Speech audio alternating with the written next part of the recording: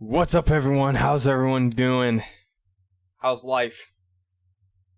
Welcome to the second day of the week when it comes to streaming for me.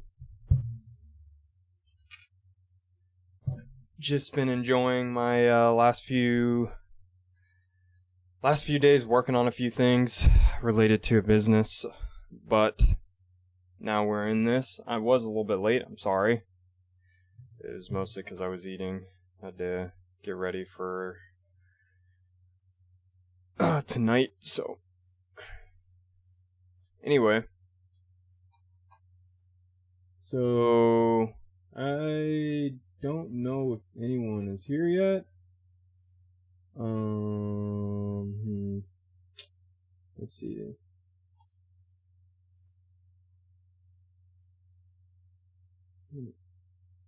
Wednesday is kind of a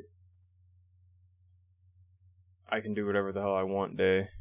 So I might just play some Street Fighter. I don't know.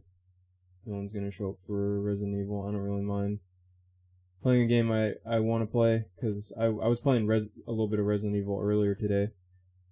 Or Street Fighter a little bit earlier today, and I really want to play some Street Fighter, so I might just play Street Fighter instead. Might just change it. Hold on.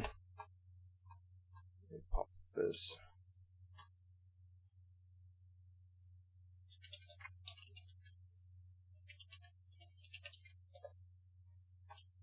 This real quick so it doesn't blast anyone.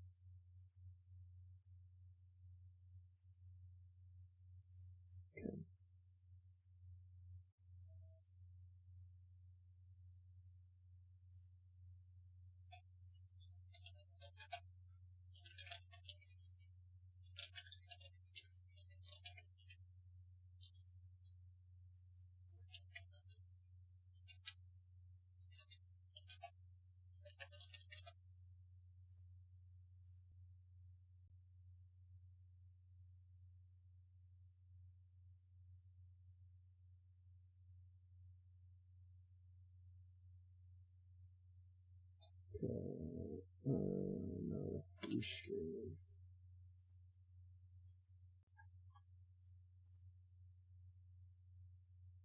just changing the games, and then I'm gonna hop in Street Fighter. So let's see.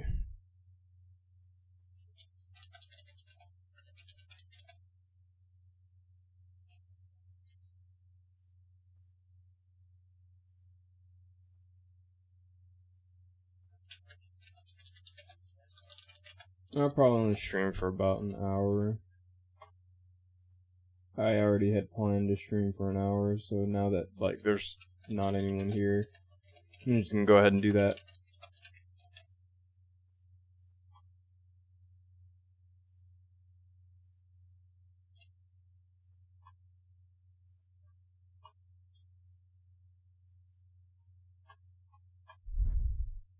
What did you say?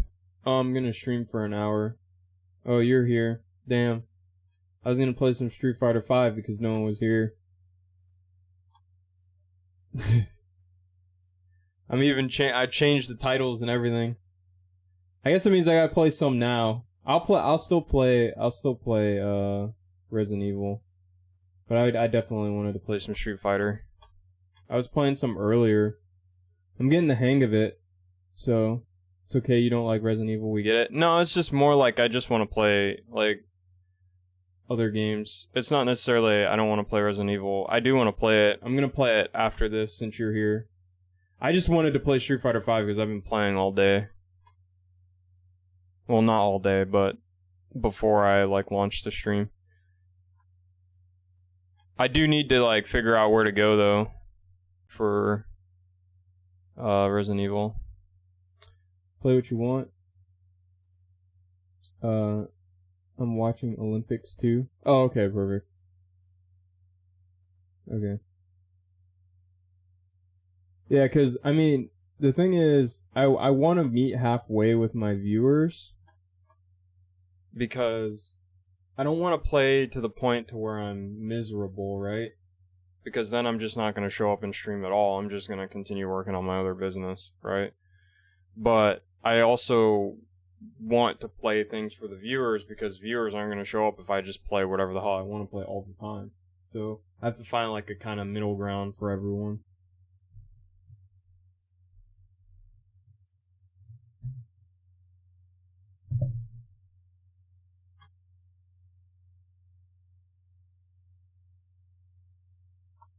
Okay, let me plug this in.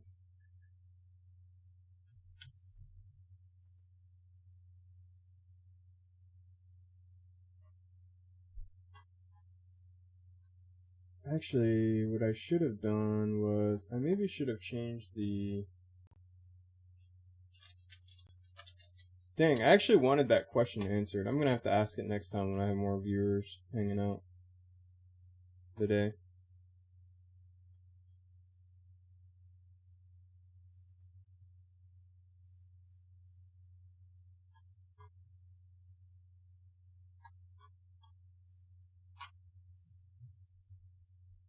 Alright. Oh, the game volume died because I plugged in my controller. Hold on.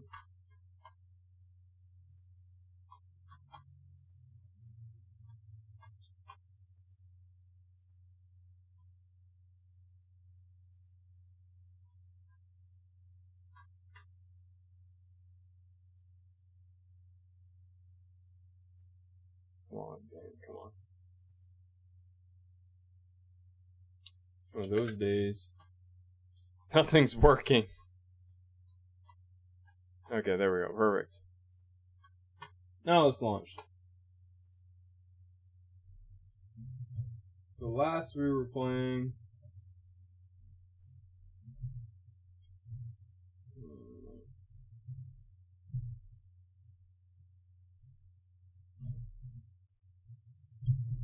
We were learning Sakura's frame traps. I've gotten some of them down. I've gotten it to the point I can anti-air pretty well. And the frame traps are pretty much catching everyone.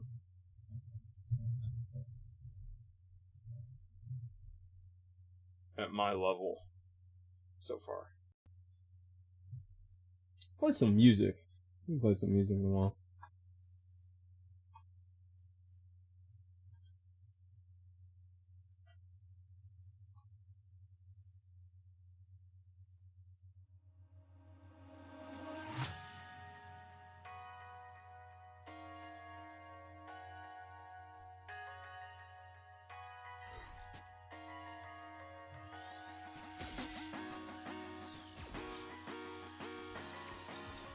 So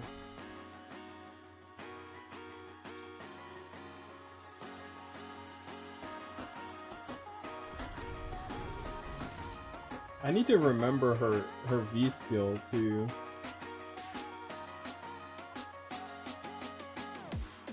That's a huge problem that I've run into so far playing Sakura. I always mess up the V skill that I'm supposed to use. I think it's the one with Hayate in its name. No, we're not getting a jumpsuit. Fuck that.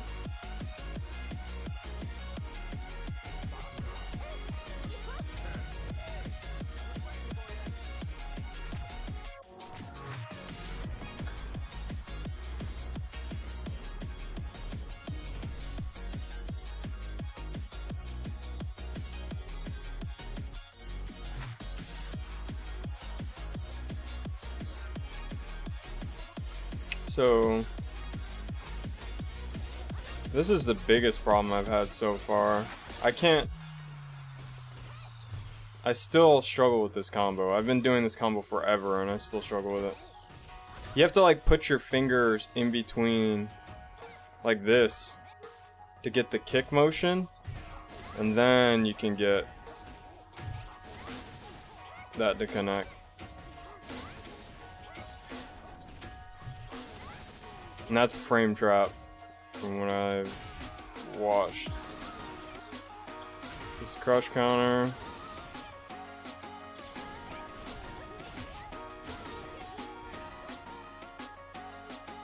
This is a very common life question. What's up, Southern? How's it going? It's been a minute. I'm very happy to see you around because it's kind of dead in here, so I love enjoying having someone to talk to. This is a very common life question I got since probably 12, but I would think I would just spend it on the needs, very little wants, and save as much as possible so it would add up. I probably own a house no more than 10K. That's a good... I'm not a financial expert, but that's a good way to look at it for sure. Would you invest it maybe, like stocks or something? Because you said save. Because a lot of people, probably, yeah, because something that's really, really important fundamentally, is that the $1 million you have today won't necessarily be the $1 million that you'll have. Like, let's say you held on to $1 million today, right? 10 years later, it would be less than $1 million because money over time loses value. So like investing is kind of like a way, again, I'm not a financial expert, but from what I understand, investing is kind of like a way to like offset that inflation basically, right? So like if you took like $1 million and then invested maybe half of it into like stocks or I don't know, anything really, real estate, stuff like that, then you would, you would accumulate money over time. But that's a good answer, I think. I mean, I don't know. Everyone's kind of choice is subjective, right? But I think mine would be, I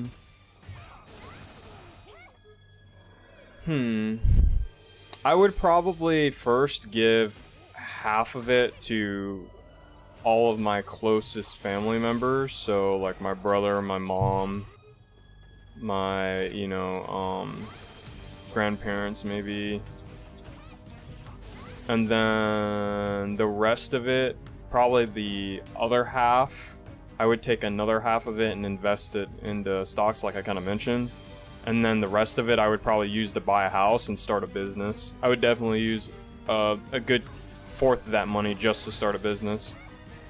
But the other thing I would do, I actually forgot about this. So some of the money I would purposely take just to pay for tutors. So people to teach me how to do business, or someone who's had a successful business, pay him to like teach me how to do business.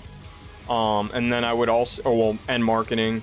And then I would also use that money to like learn how to do like video editing and stuff like that.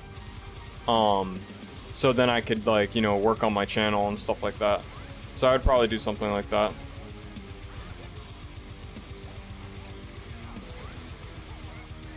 And if I had any left over, maybe use it to go travel. I'd probably worry about the traveling thing after I got all the investments and everything kind of taken care of.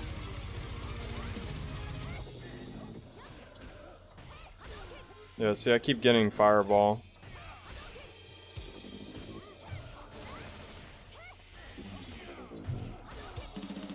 So one dude, when he did something like, what did he do when he got hit?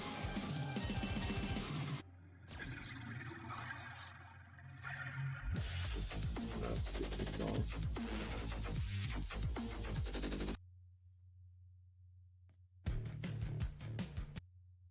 If you had to spend, so Southern, if you had to spend the money, what would you spend it on? Like if you had to spend it, if you're like forced to spend it, what would you spend it on? Always have to be smart with money too, because you can make millions of dollars and easily lose. And easily lose all of it if you don't have some sort of budget planned out. Yeah. Yeah, there's a very common thing. So let me pause the music really quick. Because apparently there's this kind of phenomenon that sometimes, so there'll be millionaires that will make $1 million, they'll lose the $1 million and then they'll make it back because their mindset allows them to continue to basically make that money, right? But then people who are like kind of handed that money, they lose all of it. Like they'll, you know, like people who won it in the lottery or something, they'll lose all of it and they'll remain poor for the rest of their life. Like apparently that's like a phenomenon that actually happens because like one person went out and earned it, successfully earned it, and they know what it takes to get there. And then the other person just was kind of handed it and they don't know how to handle that money. That's also another common thing with families that pass down their fortunes. They'll pass their fortunes down and the son will kind of like fuck up the business and everything because they don't know what it took to create that business. They were just kind of handed that money. But that's not always the case. It's just sometimes that is the case from what I understand. So that's just kind of an interesting thing that I never really knew about. But yeah, until like a few months ago, to be honest.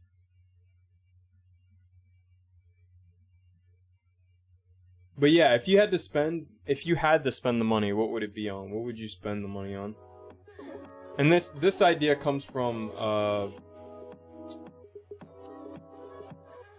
Kill Streak, because Kill Streak was talking about a donation of $1 million on his Twitter account. So it kind of got me thinking. Oops, I dropped it.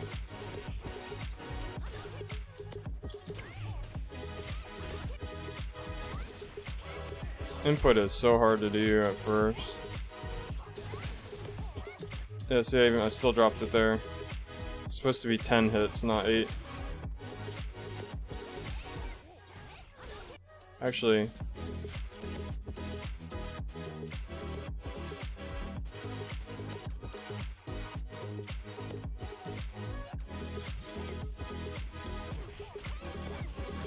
oh.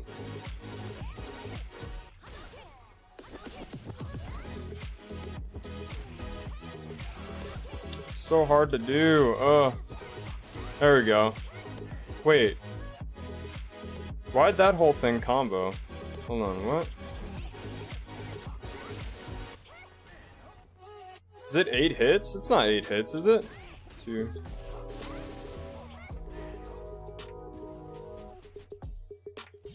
Why is sometimes it...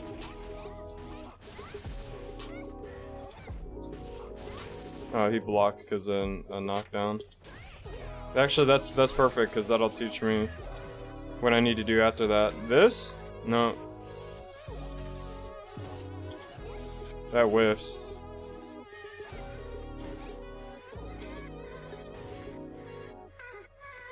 So like...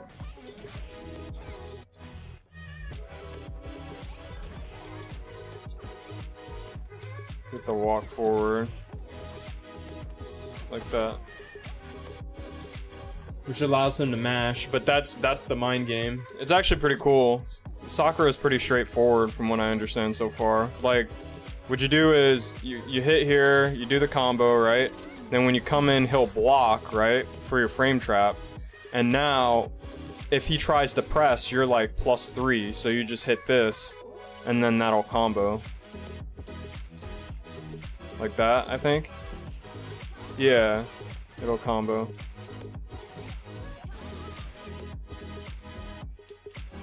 So if you do like this, oops, and then, oh wait, that doesn't work. Hold on, because she knocks you too far away. Yeah, knocks too far away. What do you do after that then?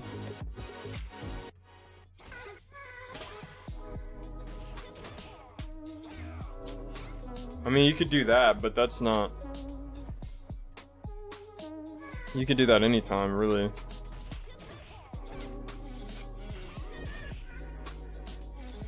Oh, that was anyway, again. Duh. This is +2, though, also.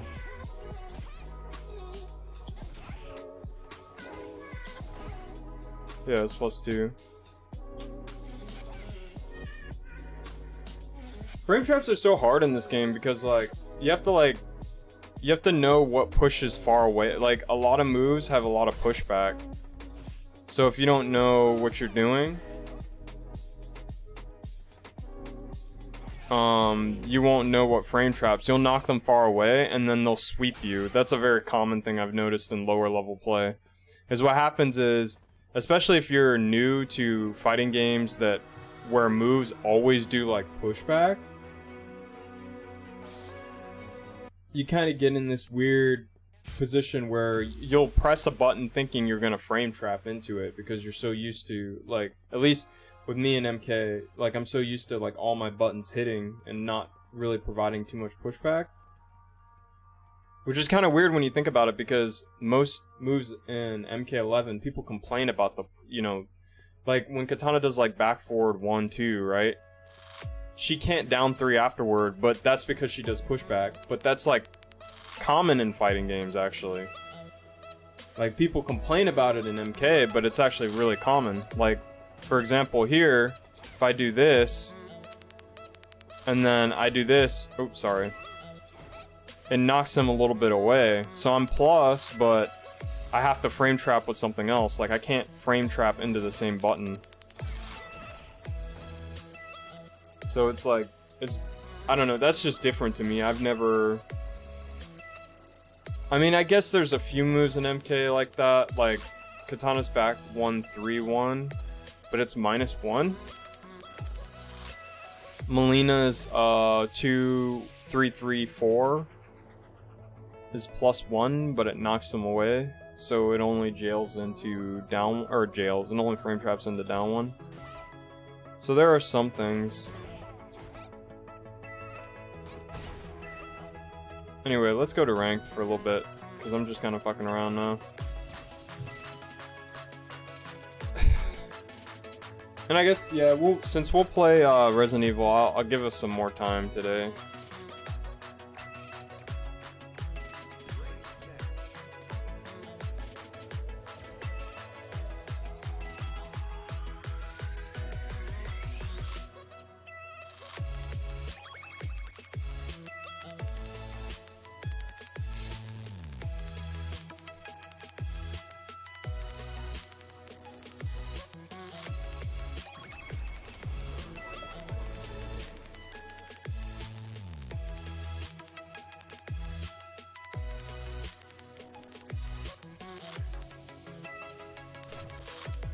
Bison. I might have played this guy earlier. Everyone in the lower level play is so aggressive. They're so aggressive. They don't understand defense at all. It's just like you'll knock them down and like they're trying to handstand or whatever it's called. I don't know what it's called. Back handstand or whatever. The little rollback thing that existed in every other MK but this one. But MK11. Yeah, see? Like, they can't stay still.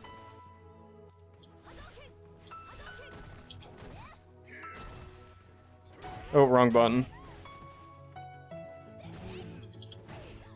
Yeah, see, that's what I'm talking about. Like, I knocked him out of there, and his solution is to press as soon as he lands. But apparently that's a thing that Sakura just has, like... She just, like, gets hit, I guess, depending on the range or something like that. Oh, I dropped it again. No, I dropped it again.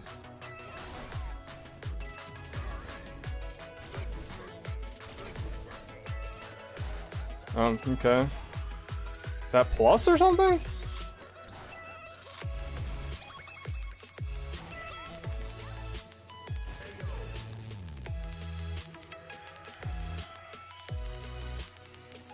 I have to learn how to throw better in the air too. Like, Mura, I think is his name. He was saying how like Sakura has a good air throw. Like that. Jump. There we go. There we go. Do it again.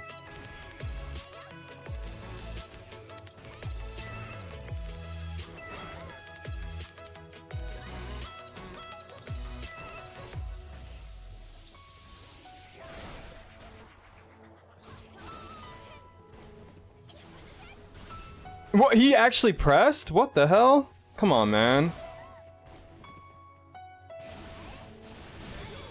I know that's not gonna work later on, but I gotta get used to doing that reversal too, so...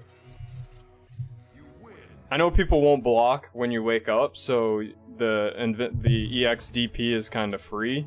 But I know that that's a bad habit to have in the future. I'm just doing it right now to practice the reversal. But it's probably not a good idea to do every single time I get knocked down. I do it a lot. I need to stop doing it.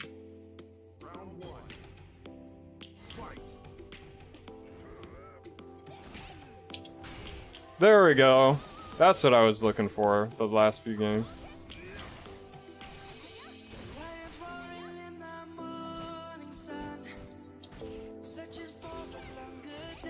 No, I still dropped it.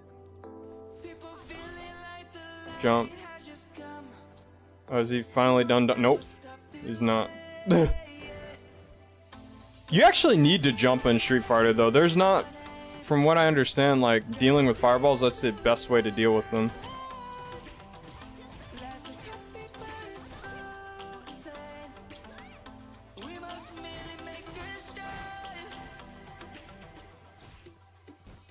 Yeah, I saw it coming.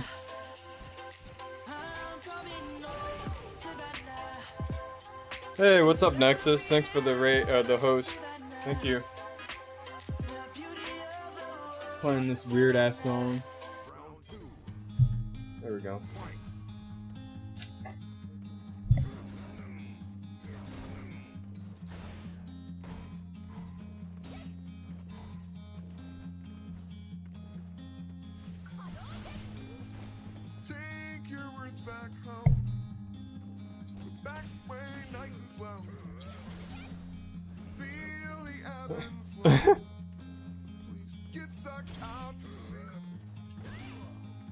Yep.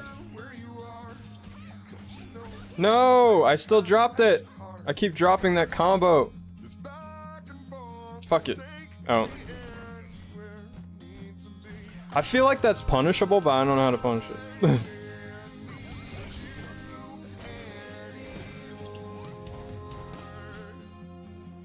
Jump. Oh, he...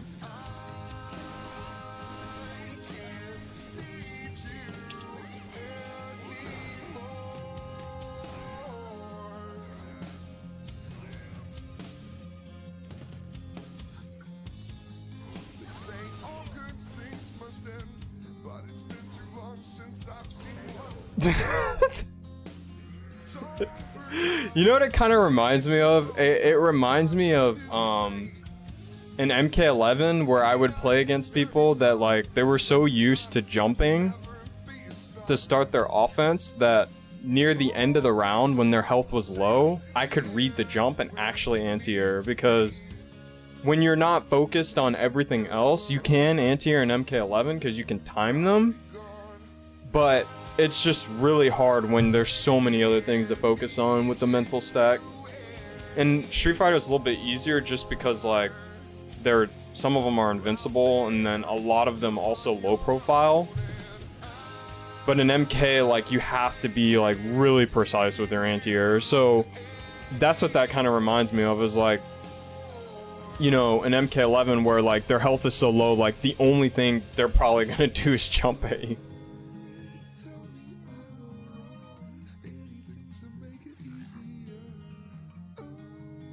So I've been struggling a lot with Chun-Li. I don't know any of her frame data or anything, or what can be punished, what can't be punished. So this might go bad. I really hope someone who knows Street Fighter drops in the chat sometime. Teaches me a few things, because I have no idea how to play this game.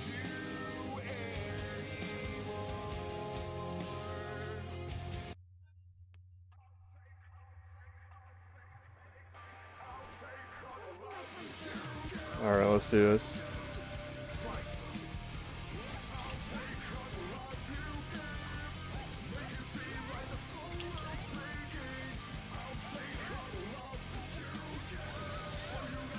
I do know how to do that though. I figured that out by now.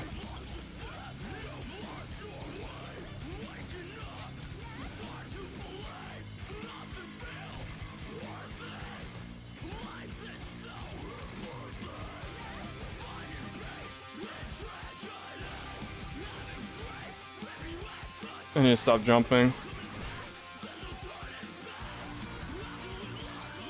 No!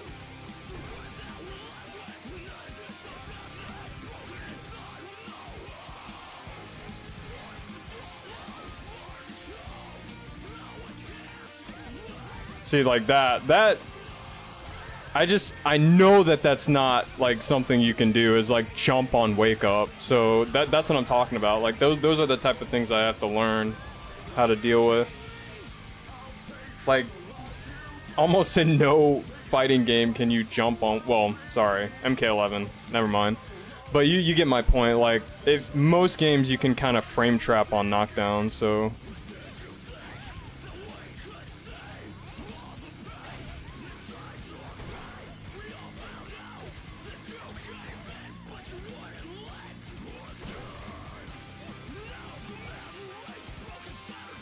what? I blocked there. What the fuck?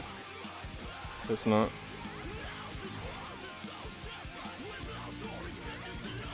I'm kind of just letting him do what he wants too. Like I can punish all that with standing light kick. Oh, I thought he was gonna throw.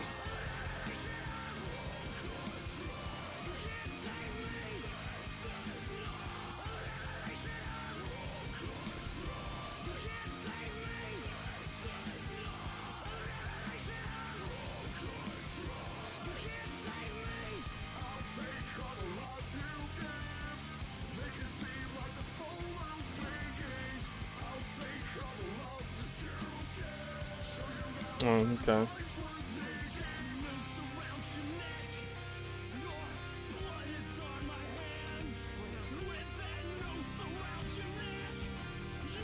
Alright, so I need to set the AI to hold up on knockdown.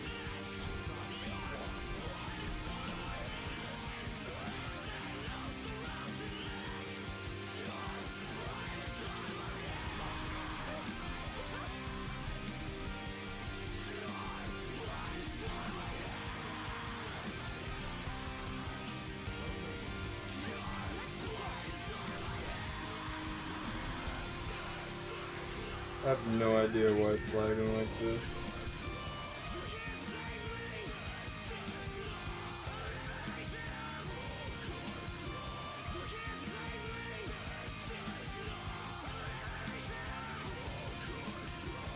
Okay, so he was legit just holding up on hit, so I just have to practice that. Or on knockdown. Hold up.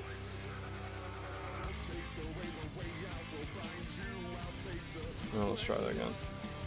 Actually, hold on.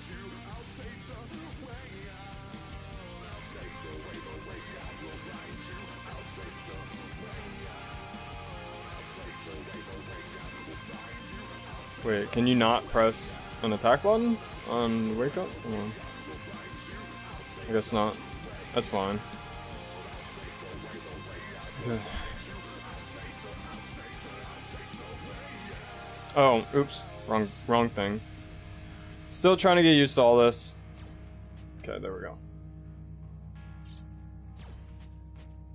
Because it doesn't really matter, because he wasn't really hitting me in the air. It was just more like...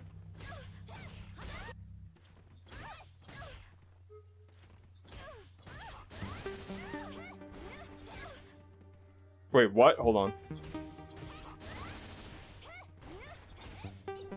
Wait, how do you deal with that, though?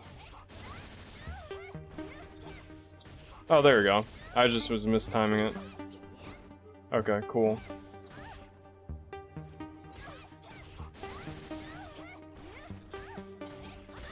Oh, fucked it up.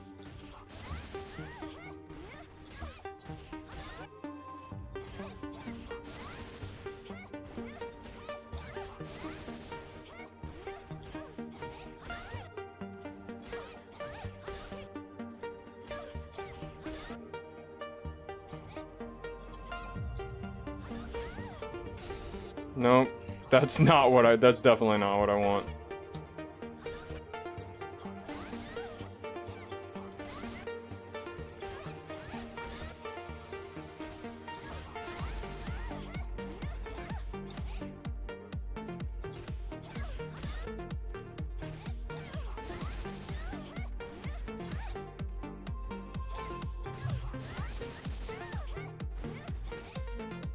It's lagging again. Why is it lagging?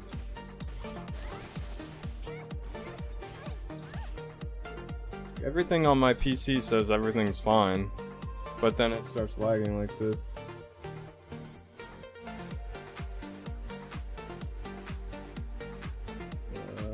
Squicky.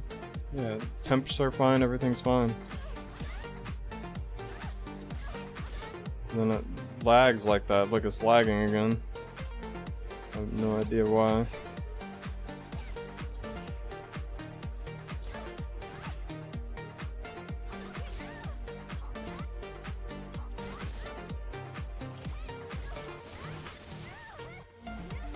Okay. This is almost unplayable, hold on.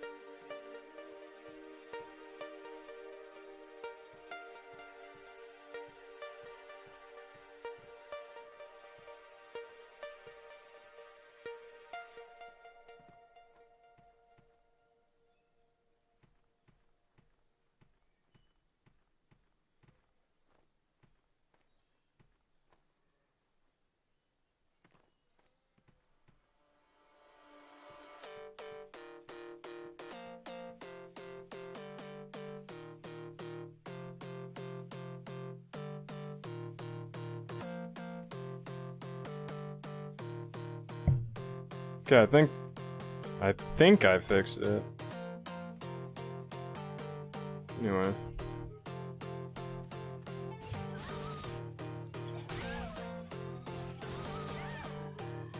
Yeah, I fixed it, okay. Or not?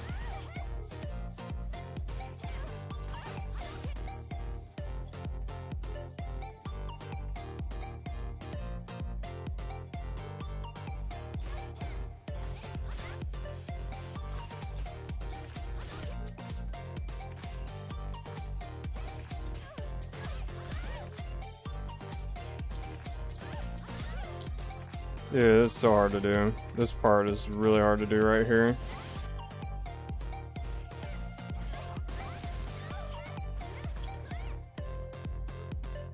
So that doesn't work. Well, that's heavy kick anyway, so I can just frame trap into that, from what I understand.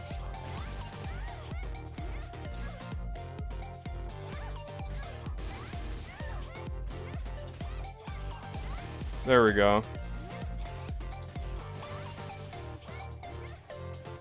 So I just have to land that in game.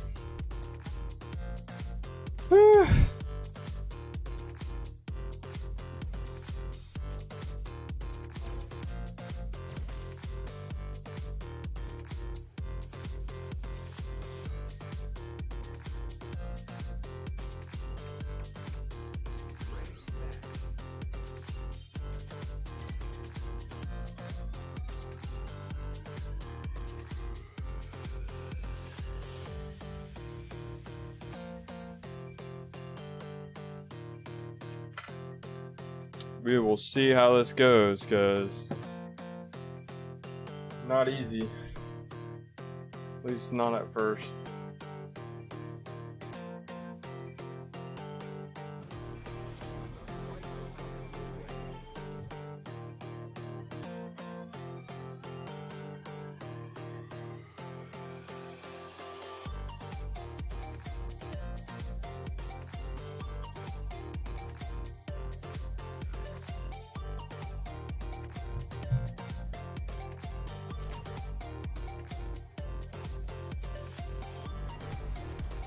If I remember correctly, I think this is the guy who does like the constant like overhead kick thing from the air.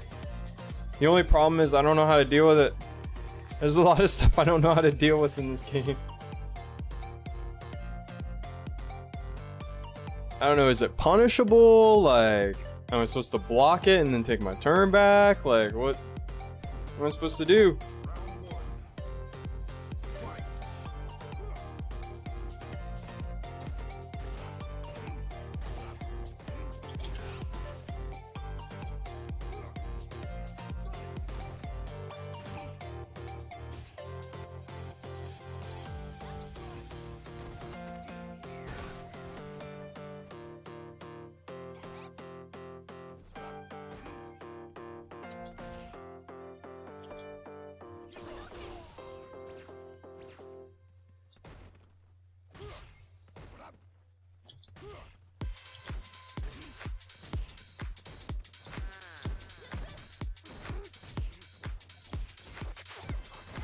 What? That didn't combo.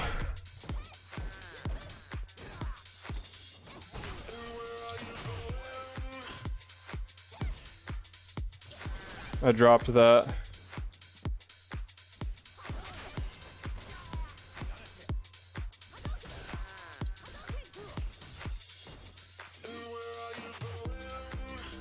Fuck.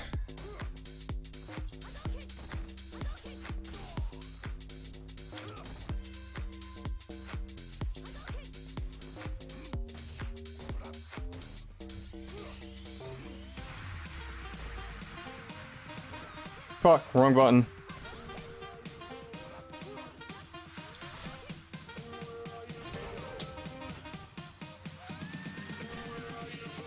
So, against this guy, I'm pressing too early. I actually need to wait for him to press, then press.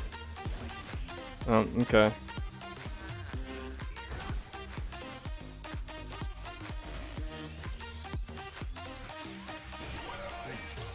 Okay. I guess that frame traps, I don't know.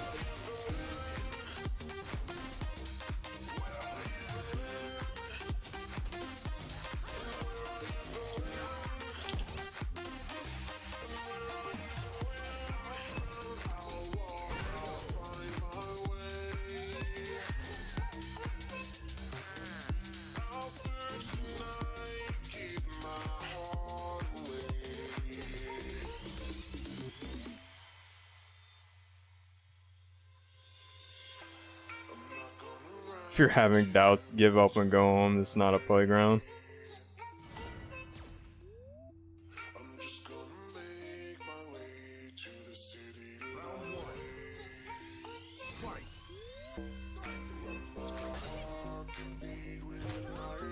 What?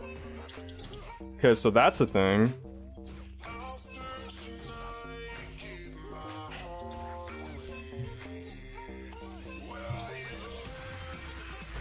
Okay, so he likes throwing after that.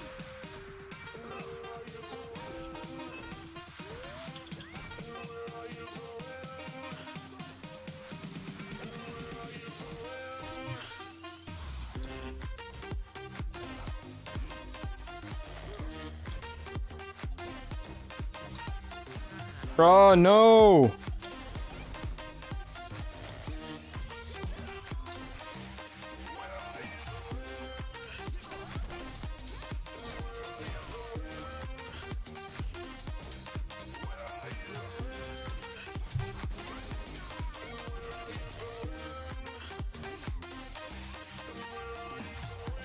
Fuck. That's not what I wanted. No! It's like so many things I have to like pay attention to. I gotta make sure I do the combo right. I gotta make sure I play good neutral.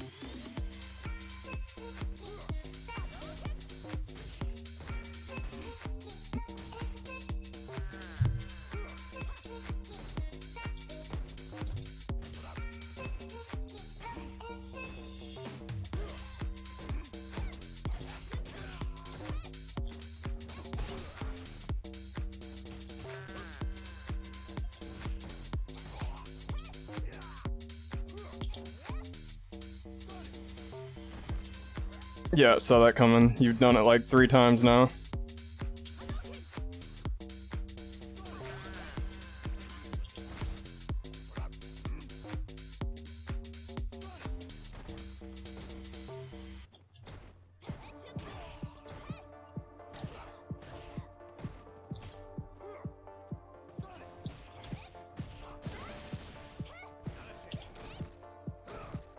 Oh, that was probably a punish on his part. He just didn't do anything.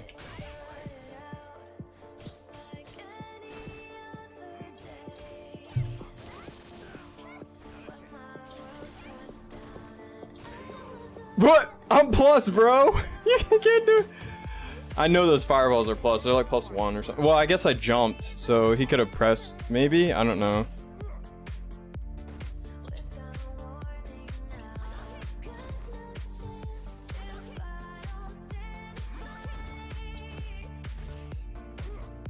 That's so annoying.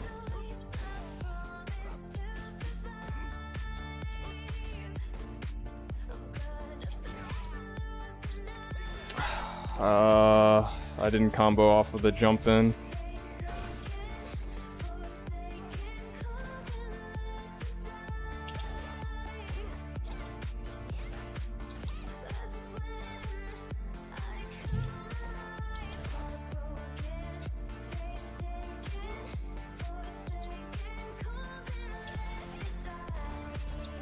Oh, that was bad. That's a punish. Or not a punish, well, it's a counter hit because I was -2 and I pressed the button.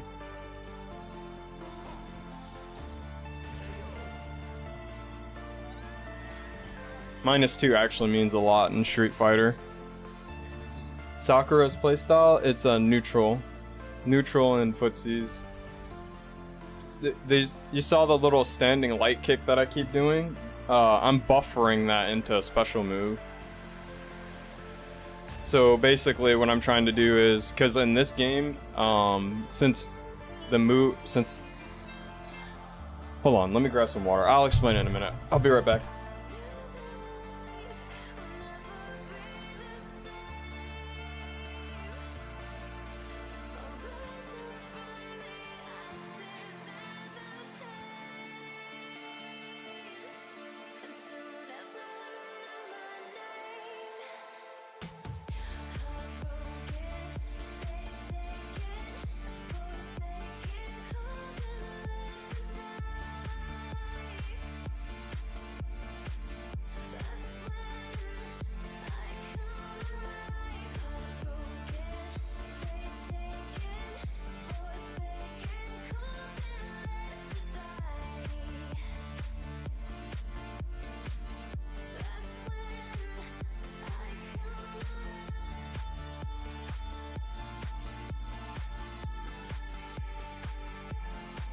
Okay, I'm back. So yeah, there's let me turn on the music a little bit. So yeah, there's a lot of there's zoning. So zoning is like a little different in this game, I think. Like it's usually based off of like how fast projectiles are, how big they are, the priority that they have, since projectiles clash. There's also button zoning, which is kind of like, I think his name's Dalsim. I think that's the guy who does like button zoning, and Poison. Poison's another one. They both do like button type zoning, so like they use long range reaching buttons to zone you out. I'm sorry, I'm still entirely new, so like I can't really show you very well, but I can try. Hold on, let me see where Dalsim is. Where is he? He's the Indian guy, I think. There he is, right here.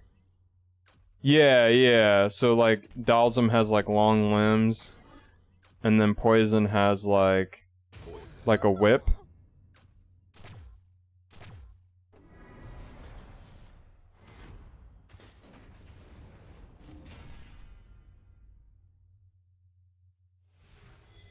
And then like characters like Sagat and Guile have fireballs, you know, like kind of like really great priority fireballs, and that's what makes them like projectile zoners, right? But you do, I mean, projectiles do clash, but it depends. Sometimes, like for instance, Sakura, she can amp her projectile and it'll go through normal projectiles.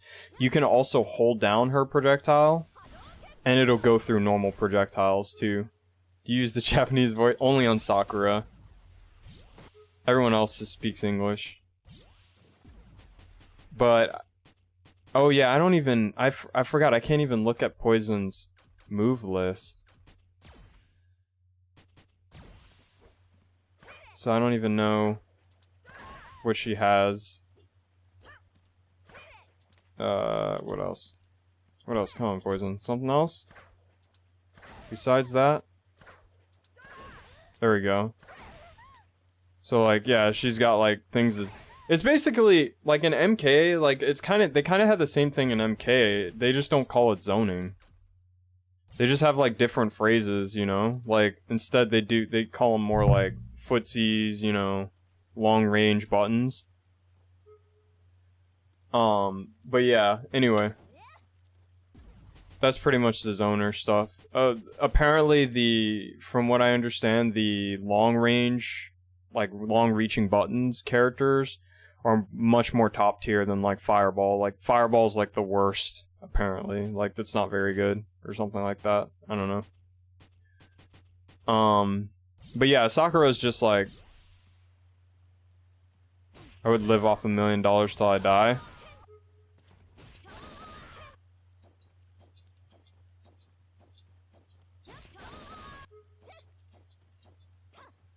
So you'd save it up. Would you buy something with it, like a house or something, maybe? Maybe like not necessarily a dream house, but just like a house to own. See, I'm buffering it when I do this. I'm buffering the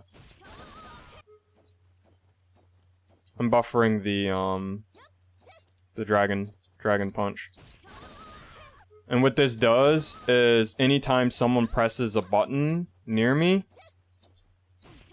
they'll get launched, right? I have to do it right though. If I do it too early, she'll accidentally do the shuriken. Then maybe do a saving investment thing. Yeah, I was telling Southern that I'm not a financial expert, but you know, inflation causes $1 million to be less than $1 million in 10 years.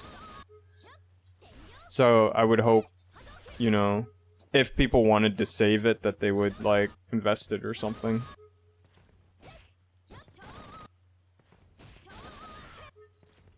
But honestly, like, if you did it, if you kind of saved like you would, you know, you would just live off of it. if you did it right, you'd pretty much be set for life. Like $1 million, that's, I don't know, pretty hard to mess up. Granted, people do mess it up. I don't know if that's for better or worse, but life lesson. Yeah, I probably won't have any children, so I'll be fine. Yeah. That makes sense. You don't want any children, Rameets? Don't want any little shits running around?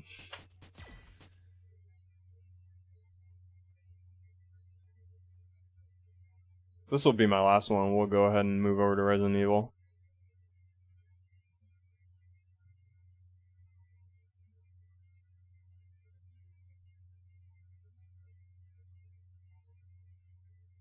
For me, children's a lot of responsibility. My gosh. I can barely take care of myself. How am I gonna take care of other people?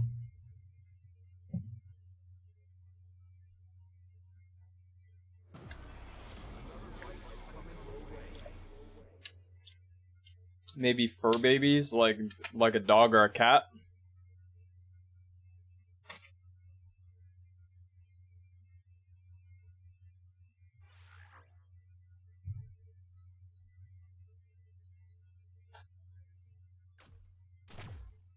Dog, probably. Yeah, I used to like cats until my cat was kind of... My cat wasn't an asshole, he just, like, wasn't fun to hang out around. Like, he just wanted food and then walked away. And sat in his bed all day. I don't know. LMAO, yeah, that's pretty much what happened. And then he died. And that was it. Yeah, I want a pet that I can play with. Yeah. Dogs, I've had much more better experience with dogs. At least... Is she wearing a wedding dress? Man, they really want to get that that sex appeal with Chun-Li, huh?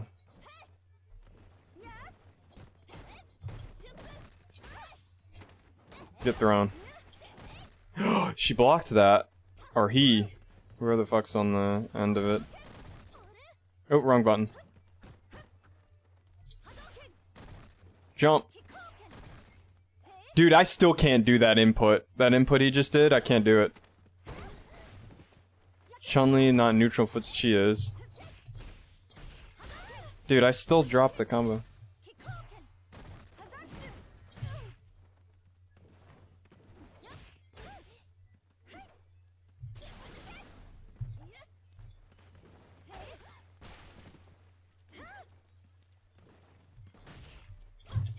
Oh, that's not good.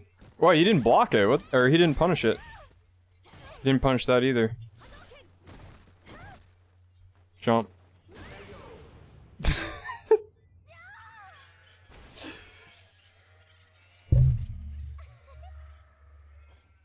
Yeah, she's definitely she's footsie based too, for sure.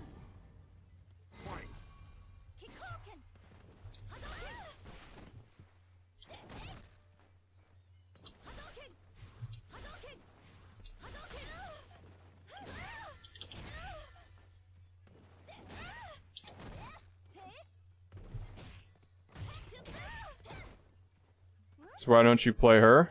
Because I wanted to play Sakura. I'll play her after I learn Sakura and maybe Laura.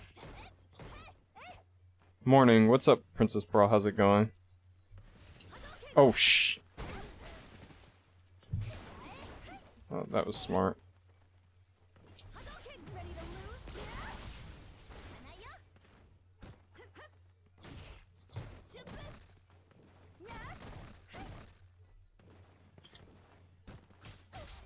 I'm letting him jump on me a lot.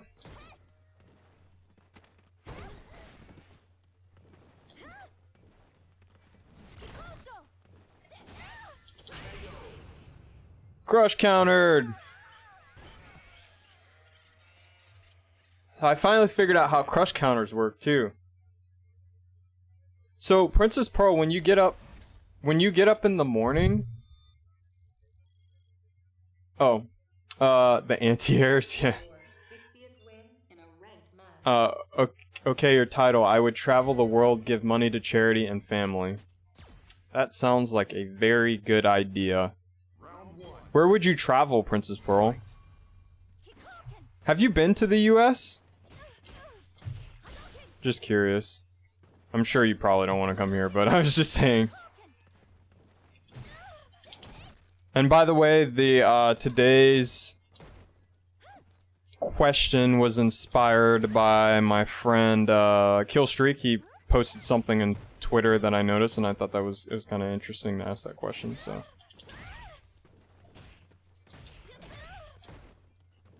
Oh, wrong button.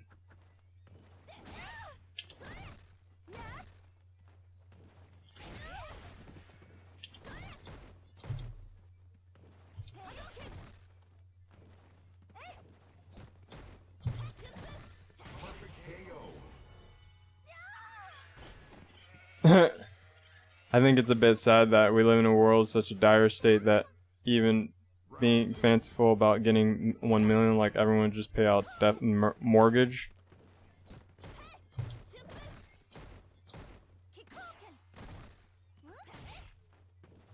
I think it's more of a, at least in my case, it's more of a just kind of, I don't know why I'm taking my turn back there. I think it's more of just a hypothetical question. It's less focused on where you are right now. It's more focused on just what would you do if you had that, you know? Because not everyone is kind of born with, you know, having that opportunity. So it's less of a dire question. It's more of a like, what would you do? It's almost like more of a question of what would you do with your life, because sometimes we get limited, you know, with what we're given, but in that particular case, it would make it easier, you know? And I just fucked that up. I fucked up my crush counter, but he's not punishing anything. I'd buy a really fancy hat. Like huge. Like a sombrero? I was playing for Peace Music. Sorry. I was on a playing for Peace Music scholarship to Apple Hill Center for Chamber Music 2011. I used to play the violin. I would come back to America again. Oh, so you've been to America. Where did you go in America, Princess Pearl? And Bronze Trophy Wife. I'm gonna call you Bronze. I'm gonna call you Bronze for now, if you don't mind. Or do you want me to call you Trophy Wife? I don't know. Welcome to the stream. Do you play Street Fighter 5, by the way? I'm kind of curious, because I know this is kind of a little bit away from what I usually play, so. And Bronze says, probably some fox fur massive boxy hat, like huge. Fox fur mat. Let me do some research on that real quick. Fox fur mat. Now I'm super interested. Fox fur massive. I do play Street Fighter 5. Okay. Yeah, I'm entirely new. As you can see, I'm making a lot of mistakes. I'm doing things that are -2 in face and pressing buttons. That is a thing that we do in MK, so I'm trying to not do those things, but old habits die hard. Fur, massive, fox fur.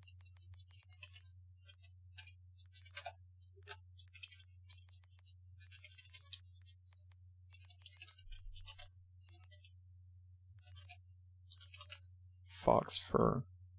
Oh, fox fur. Okay. Like the little like Russian kind of winter hat kind of thing. Yeah, I research everything, Bronze, so that's gonna be a common thing. Kanye Nelson, New Hampshire. I can find it in my map of USA. Or is it I actually don't know how to pronounce that. Cayenne? The map I have above my area where I stream. What about me and getting up in the morning? Oh, I was just curious. So you said morning, so I was wondering if you were going to school or Faux. Oh, faux, like French? Faux? Faux is just pronounced faux, by the way, and it just means fake. Aha. I'm not evil enough to have a real fur hat. Like French, yes. It's 2:30 a.m. with me. Oh! Boy, was I off. We're actually gonna move over to Resident Evil now, but, 2:30 a.m. Where did you get that map, by the way? Same, big up in the UK. Yeah, I'm in the US.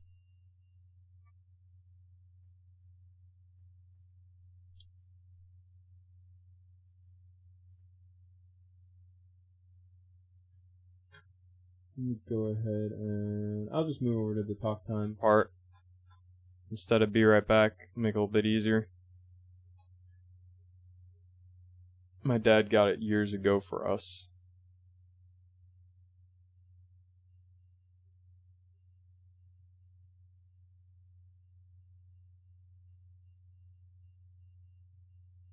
I mean, I don't know how hard it is to code a fighting game, but scared to think MK will be the latest NRS title and we'll just be stuck in the purgatory. Well, the thing that's kind of unfortunate about MK, I guess he's not in here, so,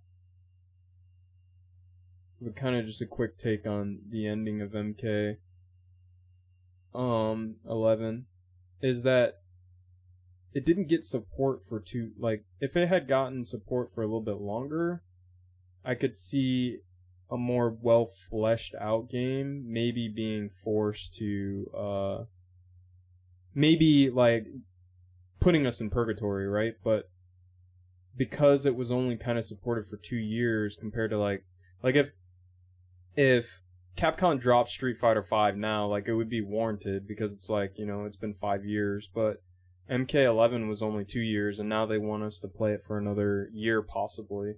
So it's like it just hasn't been supported enough to where like it can kind of stand on its own. Like I'd even argue MKX had a more well fleshed out patch near the end of the game. So if they wanted you to play MKX for a whole more year, that would have made more sense because they had put so much overhaul into the game. So I don't know, it's just kind of weird. But anyway, let me go back to the chat. Just felt like I wanted to address that, even though I guess it's in the Discord. So I like the colors of the map. Bronze, Northern Ireland, if you want to be fussy about it. LOL, valid. Ramiz, did you see that I posted in the Discord about my setup? I think so. You posted a pic, right? I mean, they dropped support on MKX like instantly after PC release. LOL. Yeah, so they dropped. So Bronze, they dropped MKX support on PC, but then when they did MKXL, sorry if you already know this, I'm just saying, like when they did MKXL, they support, you know, went back and supported rollback and everything.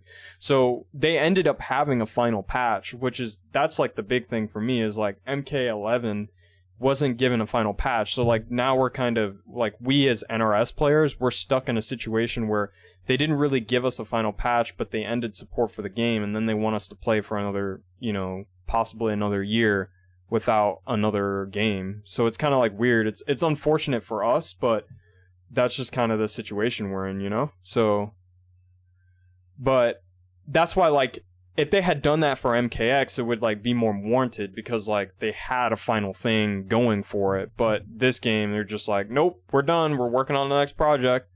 I don't know if you pay attention to MK11 or MK11 news or NRS news, but that's basically what happened if you're not informed.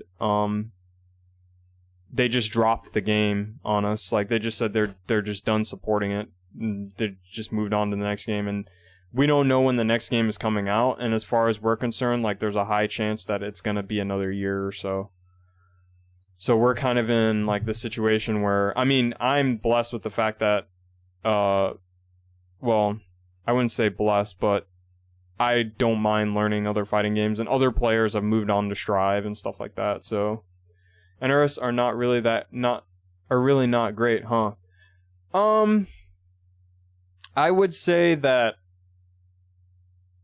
we're kind of in a weird situation, and I think in my defense, I think that we both put ourselves in this situation. So I think the fans put NRS in this situation. I think NRS also put NRS in this situation. Because NRS they didn't really give us they said they were going to support the game, but they didn't spend that much time on the patches, and they spent months and months of not supporting it, even though they said they were going to support it. So it's like, they're at fault because like they didn't give us that much communication with how they were approaching the game. And then we're also at fault because I feel like our demands were misdirected. As a content creator, I think our demands were misdirected. I think we should have focused more on patches and less on DLC. But I think, again, like going on a roundabout circle, like NRS probably wanted to push out DLC because DLC is what, you know, gets the cha-ching, right? So it's kind of like, in a weird way, like we're in a, like the fans ruined it in a sense because the way that we went about it probably wasn't the most fruitful.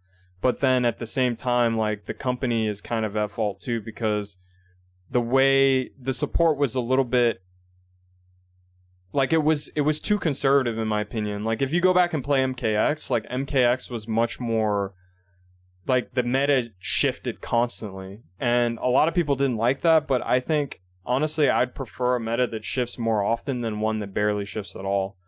So that's kind of like the unfortunate situation that we all put ourselves in. With that said, I do think Capcom's, at least with the current state of Street Fighter V, naturally just does a better job at how they patch their games. I just think that that's the case. That doesn't mean NRS can't make really good games. I think that they have the possibility of doing it too, but it's just one of those things, you know? Like, we both have to step our games up. Like, we as fans need to be more vocal or more intelligent about how we want our games to be. And then the developers also need to, well, we need more communication from the developers, in my opinion. So I don't want to start any argument here, but I wanted to like MK11. Like, I really wanted to like it, but the animations are just so shockingly bad, and I want NRS to do better.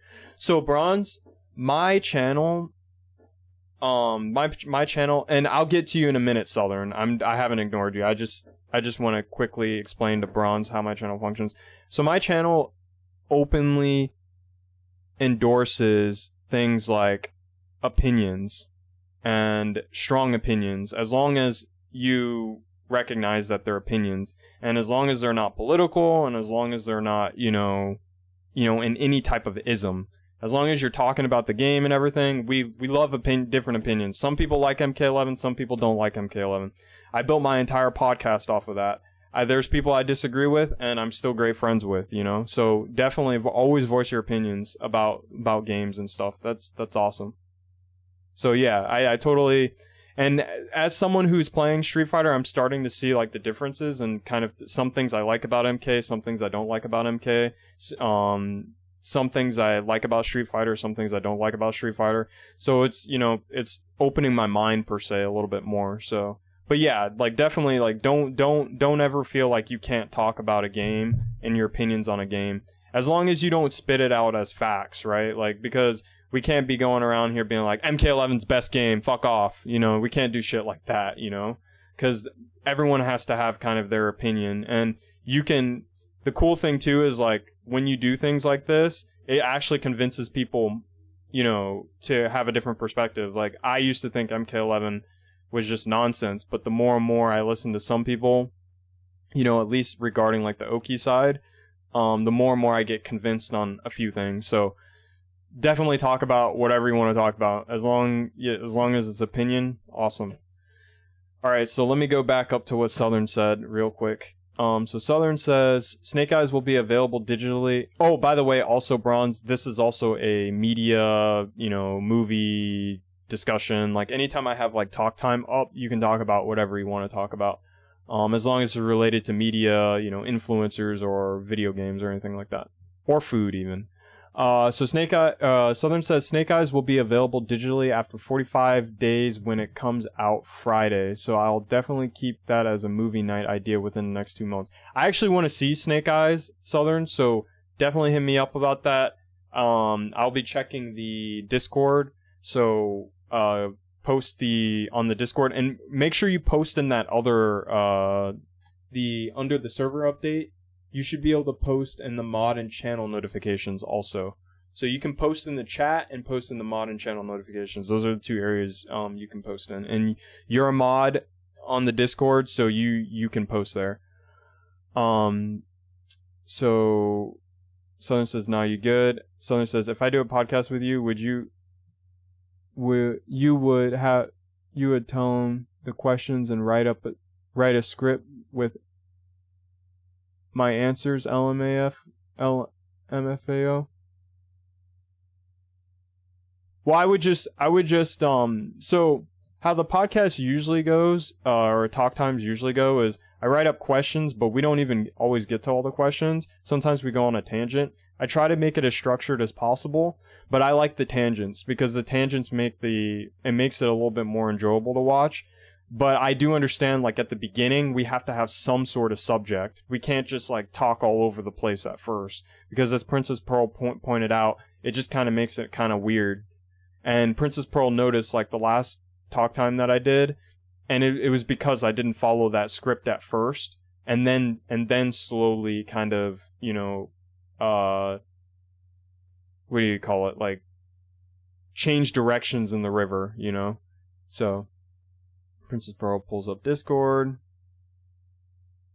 So Bronze says MK11 is cool from a gameplay perspective. I think, and I love the roster, especially the guest characters. Like MK11 is basically just Smash Bros. If you're, oops, hold on, sorry, I can't read it all the way. Let me pull it up here instead. Smash Bros. If your dad picked the characters. But yes, I'm begging them to do better with their animations. Yeah. Again, like, I honestly don't have, unfortunately, I don't have enough experience with animations yet, so I will be paying attention to that, though, because I've heard that a lot, that the animations compared to, like, Street Fighter and Tekken are much more stiff. So I'm going to be paying attention to that as I continue to play Street Fighter, because this journey is completely new to me. I only have, let's see how many hours I have. I have 2,000 hours in MK11. Almost 3,000 actually, 2,500. But I only have 122 hours in Street Fighter. That's how I gauge how long, you know, how far my journey I've taken my journey is by how many hours I put in. And I still occasionally practice combos and whiff punishing in MK11, so. But yeah, I'll be paying attention to that, because I'm really curious about that. I hear that a lot from a lot of people who come outside and try to play MK11. So I'm definitely going to look into that and pay attention to that. So Princess Pearl says he would need you to give him questions in advance. My interview would be funny as hell. Yeah, Katana, yeah, you're spamming the thing. Ignore Katana, especially that one. I don't know why I have that one up. I need to delete that one. Oh, you mean like questions, like I would need to give him the questions before he answered them on stream? Usually I just, I could do that. I think I did that with Killstreak. But I usually just make them only for me, but I could do that where I send them to you guys. I just didn't want it to be robotic. That kind of makes it a little bit more robotic, in my opinion, when both people kind of know how they're going to interact, you know? But we could do that. I could try that with one stream and see what people think. I'm more than happy to talk about specific issues I have from an animation perspective, since it's my background. But I feel like it would be really dominating the chat with rubbish, haha. You could talk about it. It's just more like people might not understand what you mean, but you could definitely talk about it. Again, like don't ever feel like you can't say anything on the channel that's not related to gaming or anything. Don't send me the questions, please. Yeah. I just feel like, Princess Pearl, I just feel like, personally, you know, if I sent you the questions during the talk time, it would kind of make it, like, it would make it more stiff and robotic, you know?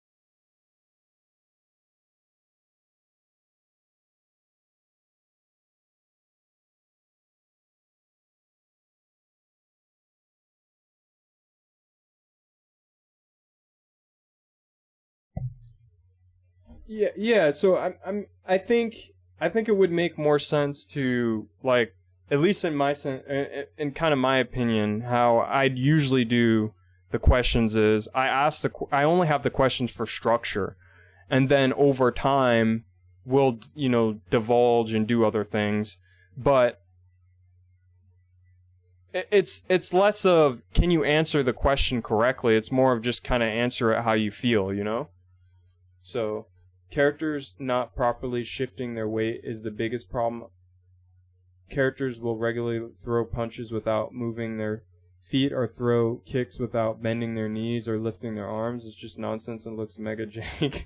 The power of punch comes from the contra force, right? Like the process of shifting weight in your feet. Yeah, I see what you mean. So it's kind of like their whole body doesn't move with their attack,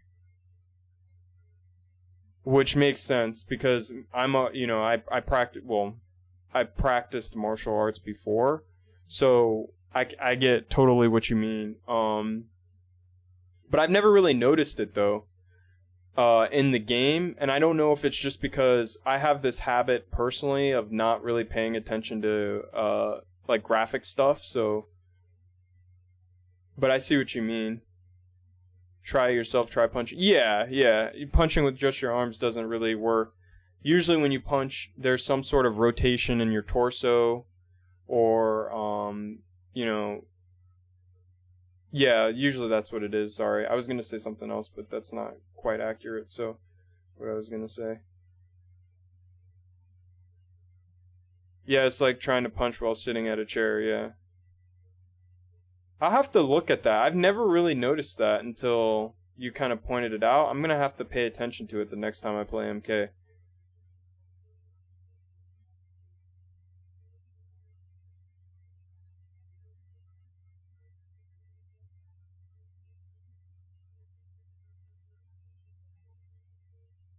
The one thing I did notice though was some of the jujitsu submissions are much more cleaner in Street Fighter. I did notice that.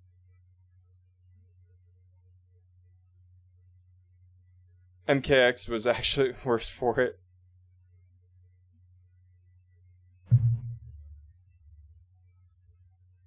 Princess Pearl said through you a follow there.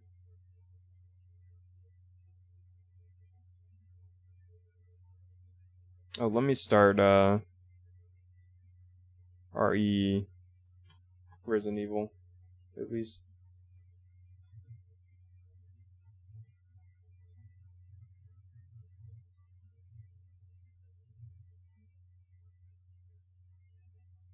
That's actually kind of like that's like super interesting too, Bronze, because a lot of people say MK is more realistic, which is kind of unusual, right? Because I think they're just going off of the graphics and how the characters look, and not off of the animations of the characters' movements. All right, I hope Ramitz is here, because I don't want to just run around again. I'm just gonna ask him for that hint. He's gonna get a free hint.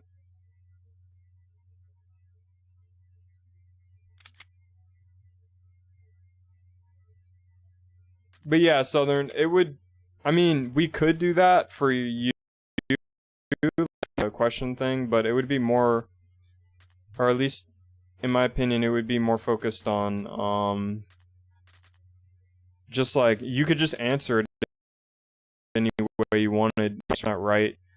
There's been times where I'll talk to Flaming Strike, and I won't answer everything 100% right, and I'll have to, like, further explain what I meant. Like, a very common one was, like, I would tell him, like, and I've said this before, that MK11 is one of the most balanced MK games, where you could take the lowest tier character and beat, you know, a high tier character with skill. And the reason why I was, you know, the reason why you could say that, but also say that the top is busted, is because the power levels on all the characters are much lower than any other MK game you'll ever play. There's no straight 9-1 matchups like there are in MK9. And there's no 3 variation system like there is in MKX. So because of that, like, you're able to kind of get that where, you know, the bottom character can beat the top character, just because there's more fundamentals overall in MK11 compared to the other 2 games that you can kind of abuse, or just even base game mechanics that you can abuse, which you could argue is fundamentals, but anyway. But that's kind of what I was trying to explain to him, and when I didn't explain that very well, so I had to further explain it, right, Southern? So basically what happens is, you know, if I ask you a question and you feel like, you know, you didn't answer it right, or maybe you contradicted yourself, then you can kind of further kind of understand what you're trying to say, and you can always change your answer later. Like, people change their opinions all the time, so it is what it is. Flaming Strike is my boyfriend. He's funny as hell, but can be a pain in the ass at times too. Yeah, Flaming Strike's cool. I want to have him back on to talk time. I have the most fun with him because I feel like we both have very diverse opinions on certain things. So that makes me enjoy having talk time with him. Same thing with Rex. We both have, like, very diverse opinions on games and stuff like that.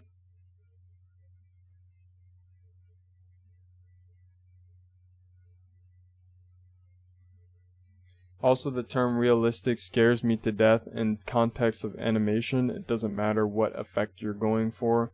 There are core animation principles. Animation is about conveying the illusion of life, nothing less. He's working full-time at the moment, so no guarantee he will be. Yeah, that's fine. I was just saying I'd love to have him on again sometime soon. Or sometime. Doesn't even have to be soon, just sometime.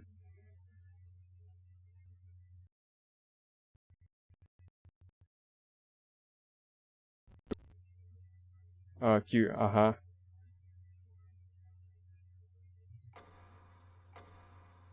Well, I think what they mean by what they mean by realistic is they just mean like graphics wise. Like, if you look at MK and then you compare it to Street Fighter looks, at least from a graphical standpoint, looks more cartoony than MK. But that's, I mean, again, that's just kind of subjectiveness, really, in my opinion, because I like how Street Fighter looks, personally. But I don't know. It just depends on kind of subjectiveness and stuff like that. You most commonly hear, it's a video game, it doesn't have to be realistic. Yeah. I mean, I've never really graphics, whatever, I don't care. Like, I've never really, I go back, play Mario 64 and be just as content as, you know, MK11, so, but everyone kind of has, like, their thing, you know. I'm back, I forgot what you said earlier, but when I get asked a question like a day or a few hours ago, I usually think of several answers in my head, and they come, and I say one or all, but when I get asked a question or a topic that I don't usually hear or talk about, try to talk as much as I could. 80% of the time, I can't say a whole lot, but there are times where once I really know what I want to say, sometimes I easily transition to more comments. Oh, thank you, Ramitz. In my head or a topic because of what I said. Yeah, it's so I think sometimes people think that the podcast in a way, yeah, it is professional. Probably my most professional part of my streams, right? But it's not, like, you can always change your opinion. I change my opinion 24/7. It makes you human. You know, you don't have to stick with one thing. Like, today I could say, hey, I like Street Fighter's animations more than MK11. And then tomorrow I could say, I don't like Street Fighter's animations more than MK11, you know? Like, it's just a place to kind of voice your opinion at that moment or what you think. But the thing about the podcast is that literally the goal of it is to have different perspectives and change people's minds on certain things. So, like, if you feel like you're gonna say, like, a lot of stuff, you know, you could say all that stuff and then maybe, you know, you might not have a thought, or maybe you don't even have an opinion on it, you know, right then and there. So it's just kind of one of those things, like, it's not, don't worry about it too much, you know?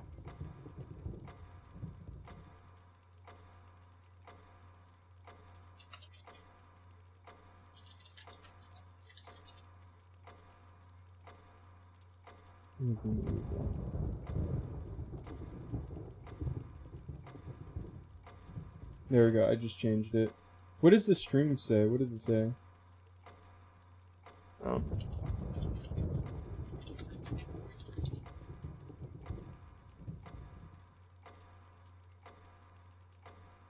Usually you'd find a guest and work together on what the questions and general direction of the podcast episode would be.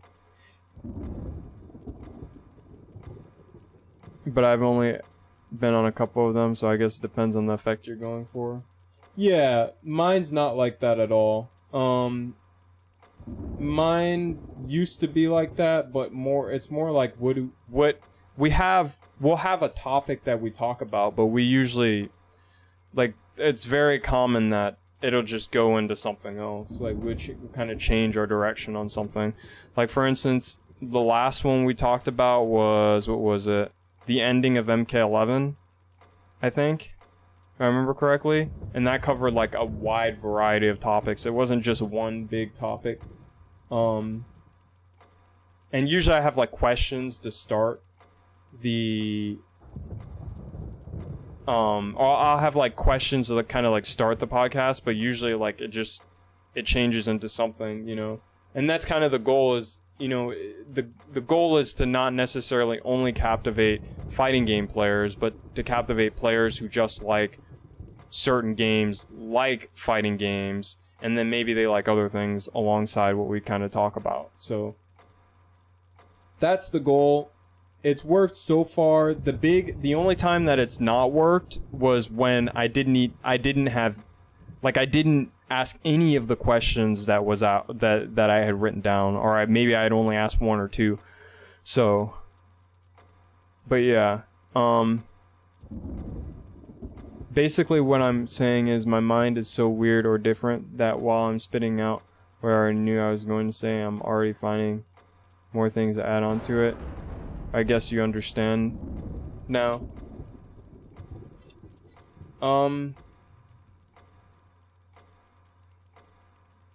Yeah, well, people do that a lot. I do that. I think that's just kind of a common thing that people do. I wouldn't worry too much about it, to be honest. I really want to stress that you should just be yourself on the podcast. Like, you really should just Like, it's not anything to be afraid of. We're just gonna talk and have fun. Yeah, there's viewers watching, but even they are interacting.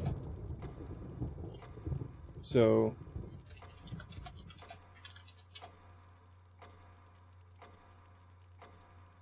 sorry guys, I'm updating everything.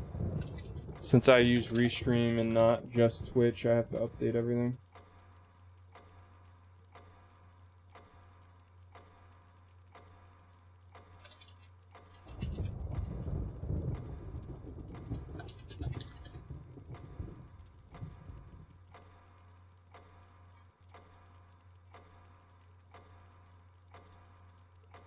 Since you're Whisper on Twitch, I saw it, thanks. No, I'm not afraid of being myself, definitely no, you're welcome. Sometimes I may change myself when I want someone to laugh or be annoyed purposefully, which a lot of streamer knows that about me.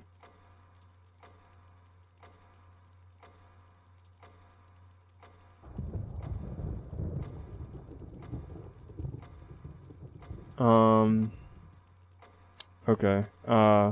Sorry. I was looking at something.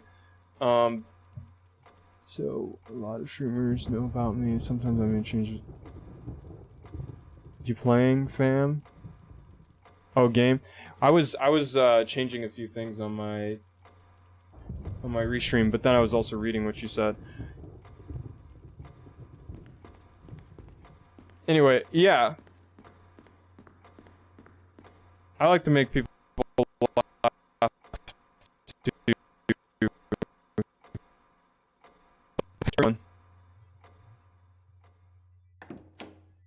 Why did it take so long to load that?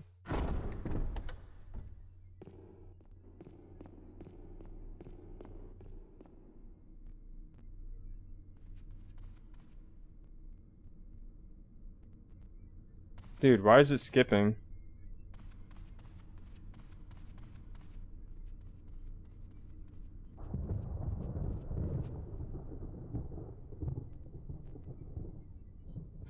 Okay, what's going on? Hold on.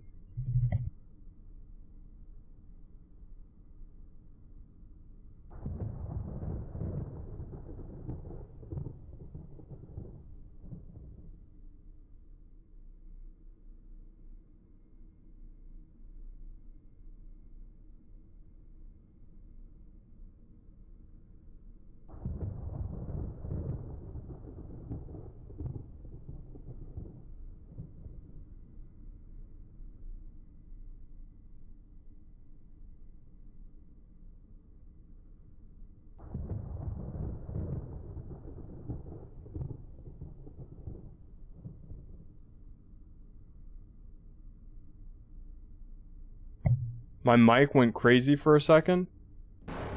What happened?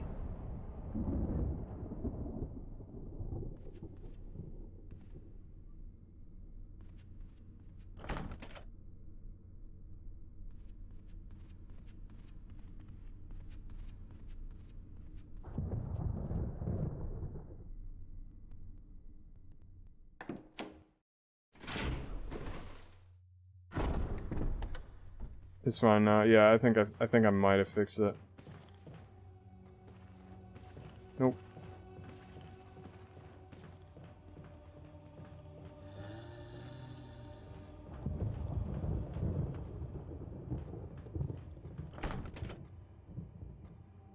Alright, Rameets, where am I supposed to be going?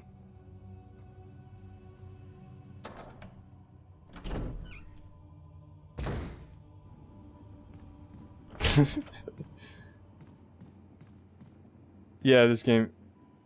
Yeah, free hint time, because I'm not gonna run around for another. This game hates you for tapping out, especially during certain bits. Yeah, I've noticed that so far. The other thing too is I had a computer setting that I needed to change. There's double doors on the opposite of the dining room.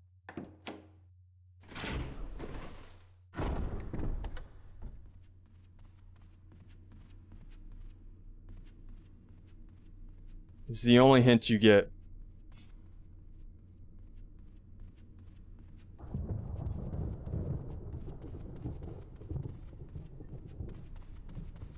First floor main hall.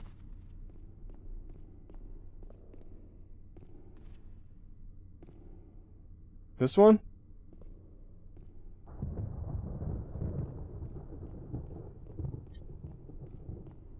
Hold on. I'm a pro when it comes to, Did you go there before? No. Resident Evil Remake has aged so tremendously well. Really is the best game ever made. IMO. How did I not... Wow. Can I try to give you a hint? So the rules are, unfortunately, the only way you can give me a hint is if I ask, or if, there's in my loyalty store, hold on, so in here, if you have enough points, you can give me a free hint too. So, let me type that in real quick. Oh, thanks for me. It's holiday hint. I just had to let you suffer then.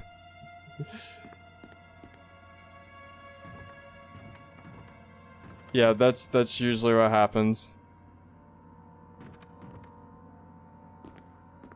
Can I push this? No. Should put in the tag. Oh yeah, I probably should put that in, yeah. I'm glad you asked though, thank you for asking.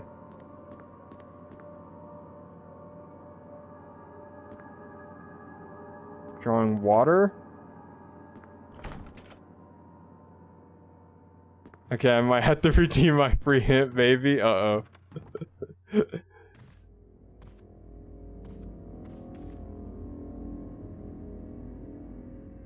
Eerie picture of a mansion.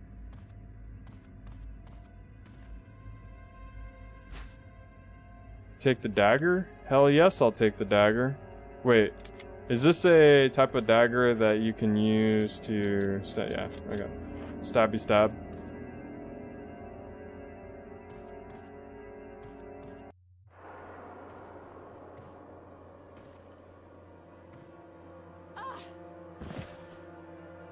Alright, 7 shots, right?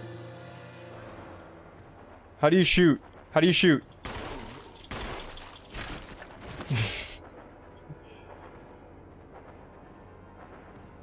I love getting people to enjoy the game, but everyone...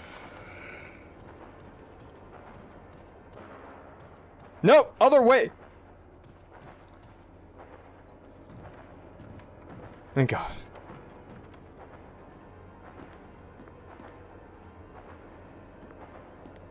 That being said, you may want to be more accepting of hints if you want to finish this game without throwing yourself out of the window because it's stupidly cryptic.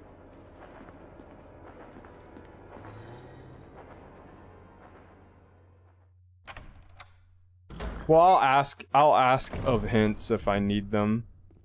But my goal is to try not to ask as much as possible, just simply because I really, really, really try to take games and media as much experience as I can without having to have something spoiled. I try as much as I can. Doesn't always end up that way, but I try as much as I can.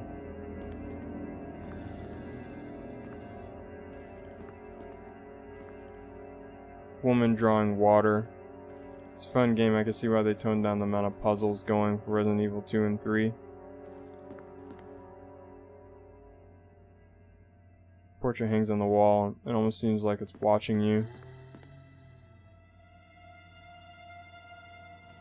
Okay. Oh yeah, I need to check how much ammo I have.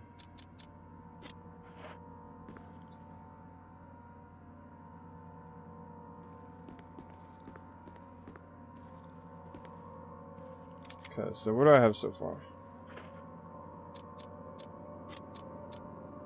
Oh, that's a save ribbon.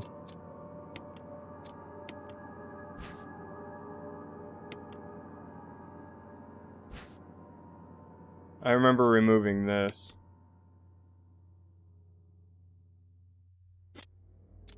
I just realized I didn't even pick up anything either.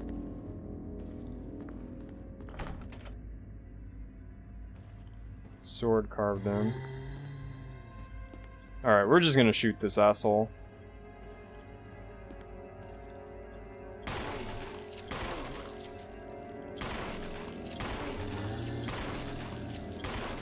Die? Ah, damn it, I wasted a bullet. Oh well. What?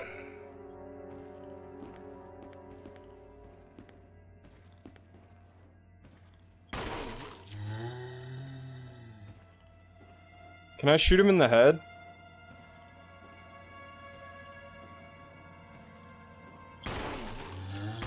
Hot's favorite random health.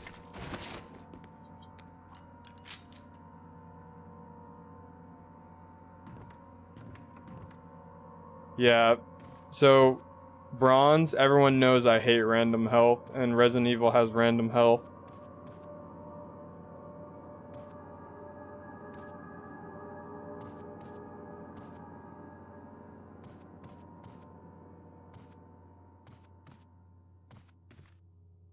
So it goes out here. There's no opening to the door? Interesting. It's informing of gameplay mechanics. Is informing of gameplay mechanics don't also count as hints? Oh yeah, it's actually worse than random health with a mechanic the game never even explains, but may dawn on you at some point, so good luck. I won't say no more.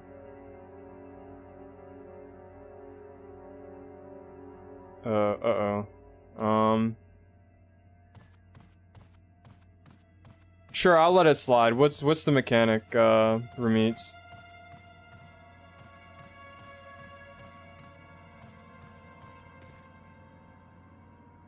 Yeah, the up arrows.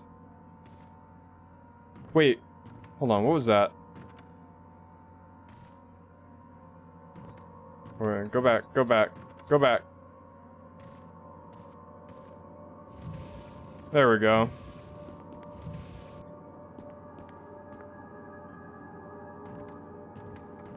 Jill, I swear to God. Jill. You're becoming my not liked Jill.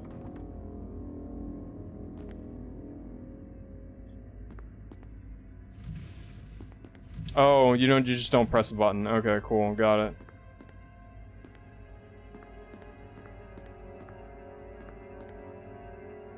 So where could I move this, though? There's a reason I could move it.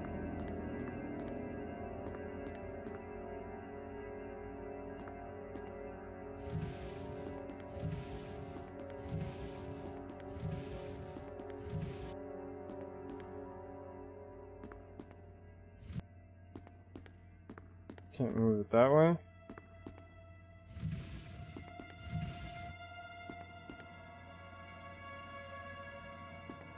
You can reload in the inventory by combining? Oh. Really? That's kinda dumb. That's a thing? I almost don't want to do that.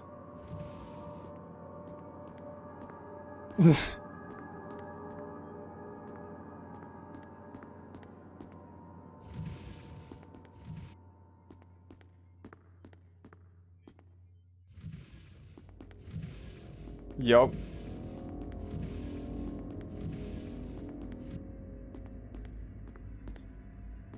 Oh, I see what I'm supposed to do.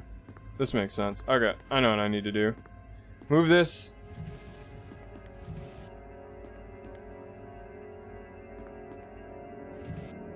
Wait, can I get on the other end? No. Okay, so I need to go back then. Move it this way. Oops.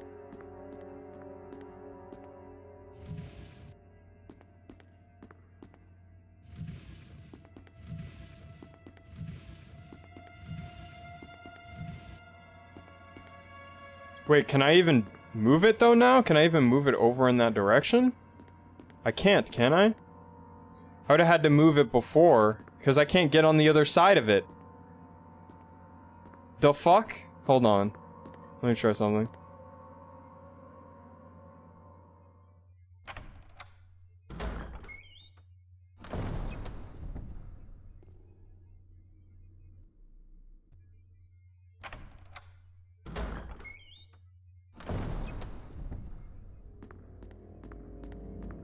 There we go. Perfect. Thank God. That could have been bad. Barry actually told you to come here ages ago. Oh, did I not pay attention? 2 o'clock, ignored it.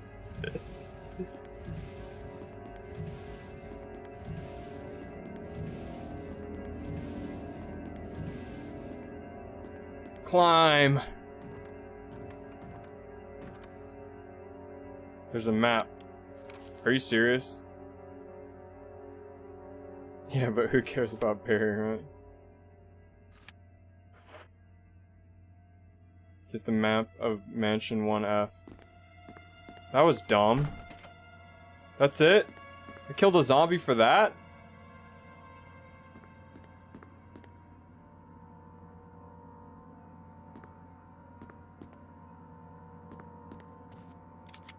What does this even tell me? Oops, wrong button.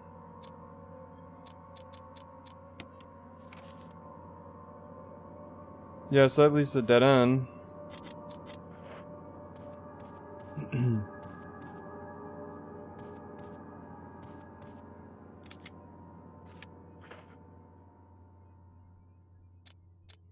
Also, sorry to say, but you can actually do that without triggering a zombie spawn, lol.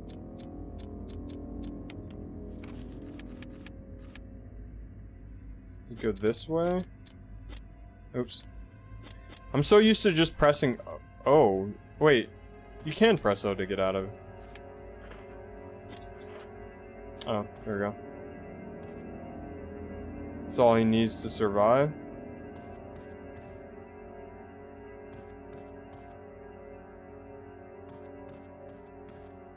But hey, it's spooky encounter in a spooky game.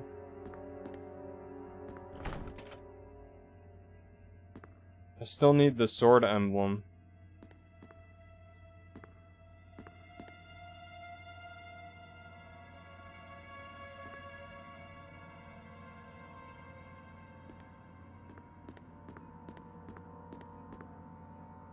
Portrait. Okay, so those are all portraits. Okay, cool.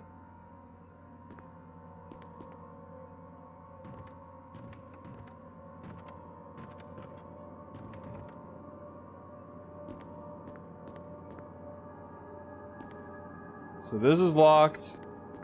All these portraits are hanging up here. They might not even mean shit. Woman drawing water, cool. Yeah. We grab the map. Which we already were using. Just like only half the map instead of all of it.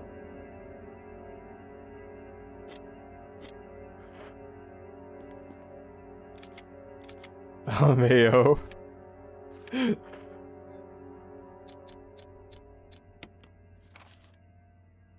So that's the lock the door. Hops is super unimpressed. Yeah, I'm like...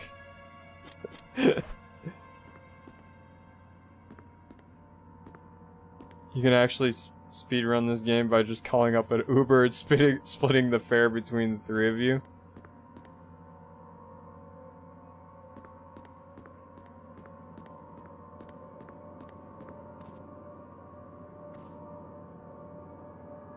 There's nothing of use here. Thank you, game.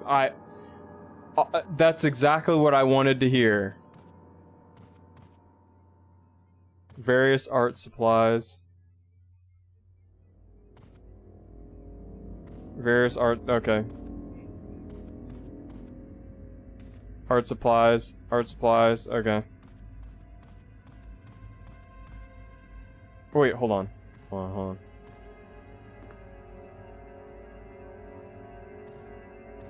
Nope. I thought I saw something. Nope. Nothing there. Why is this game so cryptic?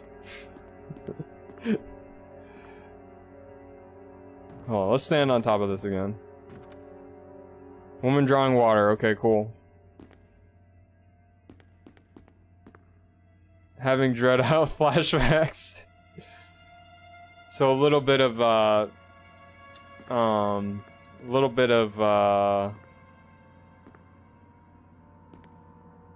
do you call it? Explanation, I guess. I don't know. The fact that you're saying that is really already saying that is really funny.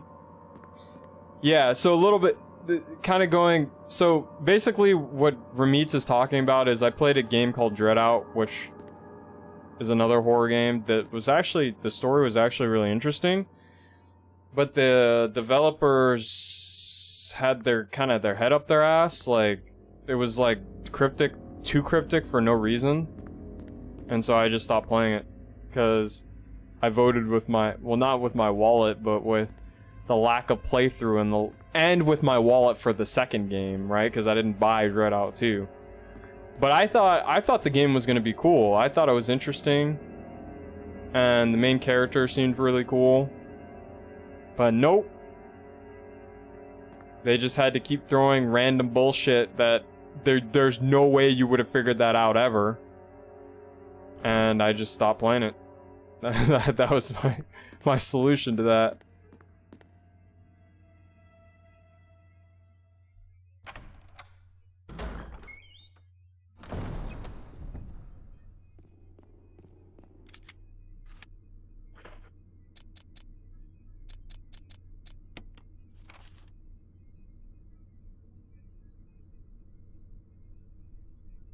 Okay.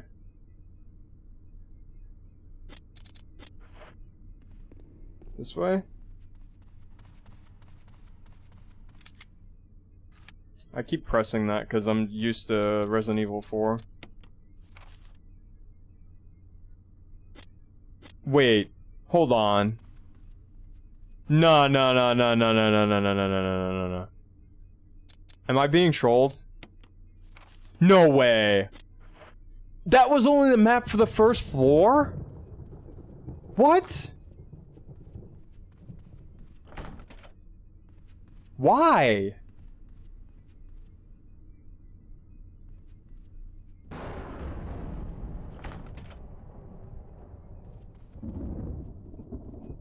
You're kidding.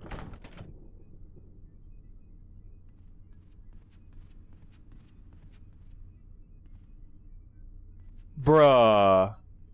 Just wait till you find out how you get the second floor map, haha. Oh, man. I realized it was gonna be like this.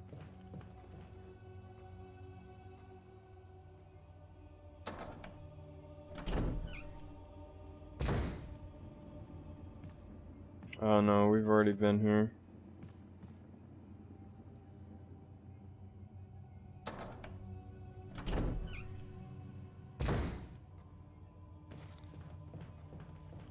That's definitely not where to go.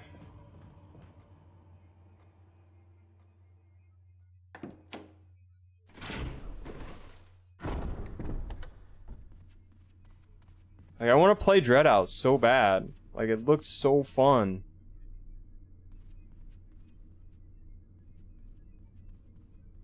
Okay, I guess I gave you a not so good hint. Maybe I should use my free hint. It looks so fun. But I would have had to, like, have a walkthrough in one hand. And my other fingers on WASD. So that definitely was not happening. Maybe if I had more time. Take the shotgun shells? Hell yeah, I'll take the shotgun shells. Let's go. Oh wait. Oh shit. They're useless. I forgot.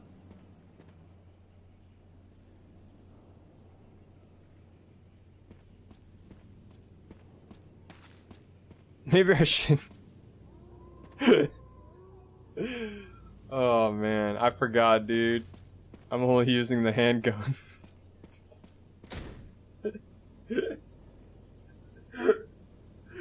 Oh man.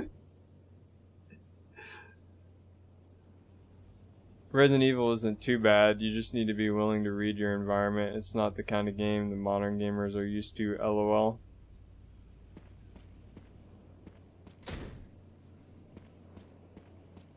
Yeah, as long as I can figure out how to solve it with whatever is around. If it's you know, like Dread Out, it was bad because like you had to point your camera in locations that you would just like there would be no hint of why you pointed it there. And then there would be like cats that walked around and you had to just follow the cat to like a room to look for a ghost or something. Like it was just random shit that you wouldn't think about. It was just random. And again, like I loved the story. The story seemed very interesting. The characters seemed really interesting. But the game was just, its head was too far up its ass for it to be fun to play, in my opinion. Is Dread Out like a Fatal Frame thing? Yeah, the camera idea is, from what I understand. But, Ramitz was saying that Fatal Frame's better just because of that kind of point that I made. Or at least, that's what I remember Ramitz saying. So I might try Fatal Frame, I don't know. Because Dread Out looked fun.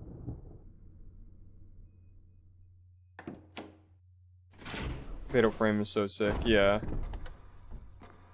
Taking pictures. Ramitz has good taste.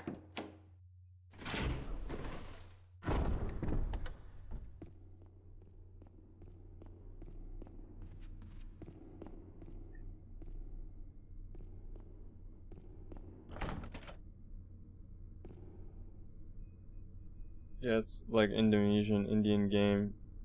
Indie game version of Fatal Frame.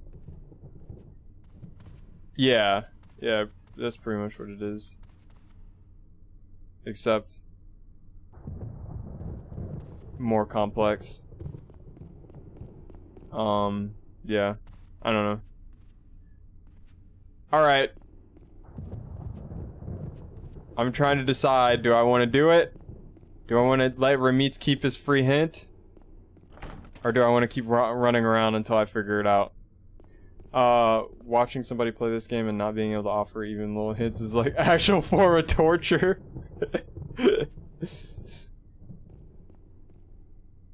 Chinese urn? I probably should like actually click on everything I walk around. That's probably gonna also help.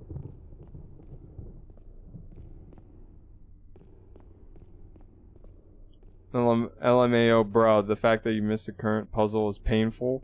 I'd rather be waterboarded than this. My thoughts exactly.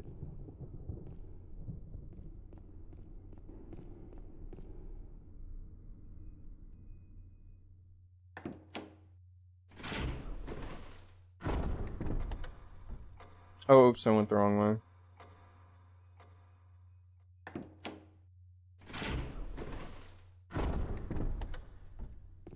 Is that bronze trophy? At bronze, what? At bronze trophy wife's holidays, all you guys sound so familiar. LMAO.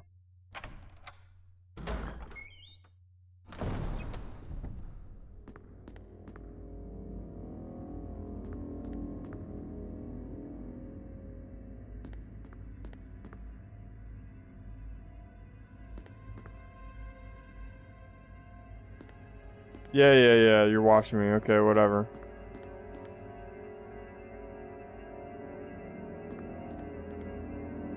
You can't fool me, Holiday. Who is Holiday?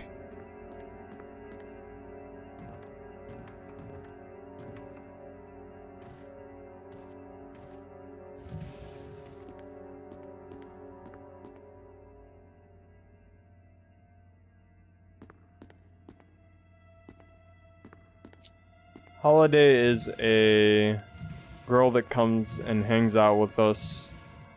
And what's the best way to describe Holiday? She talks about a lot of very interesting things that you... She has a lot of random facts. That's definitely one. She loves Dark Souls. Oh yeah, I forgot about that. I'm sorry, I don't like Dark Souls, so like... I always forget to mention stuff like that, my bad. Yeah, she definitely likes Dark Souls. It's like her favorite, genre. I love Berserk. I appreciate Dark Souls. But I don't like Dark Soul.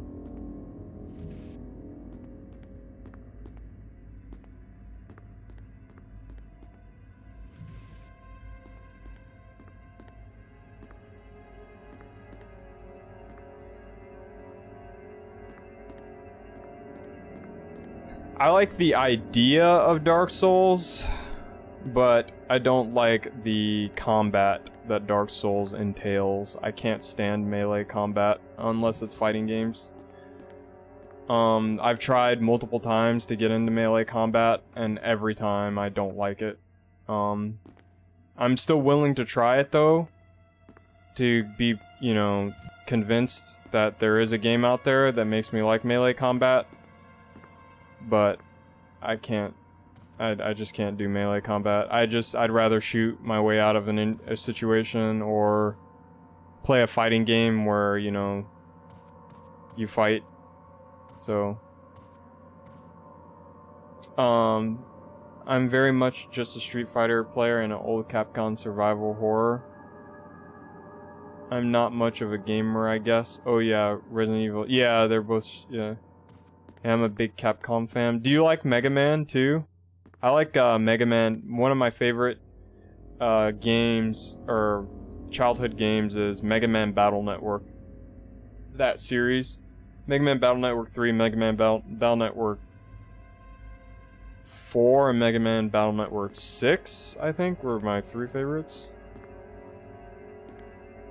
That's like one of the few RPGs I really, really love.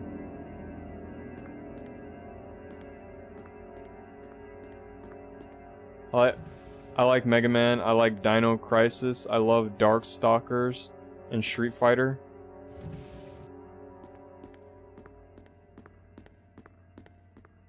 I've heard of Dino Crisis, I haven't heard of Darkstalkers, and obviously I've heard of Street Fighter.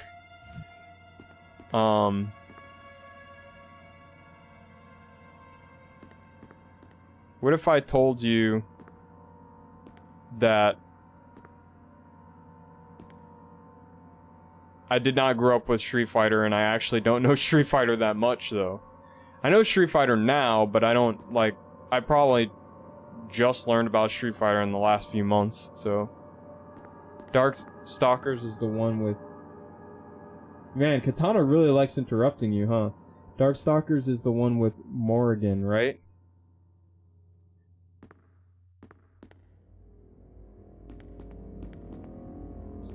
Yeah, it's funny that you phrase it like that because it's pretty much all Capcom has reduced that IP to. Like X-Men and Wolverine. A few Morgan guest costumes here and there.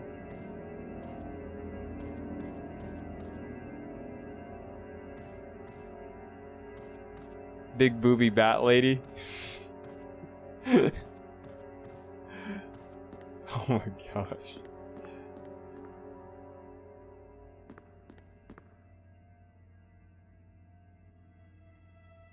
Alright, where is this puzzle? I'm letting you keep your free hint, Rameets. I love animation and could quite literally talk about the topic all day. And Darkstalkers, especially Vampire's Savior 3, basically invented the fighting game animation. Arrowhead. What about Arrowhead? Clicked on it.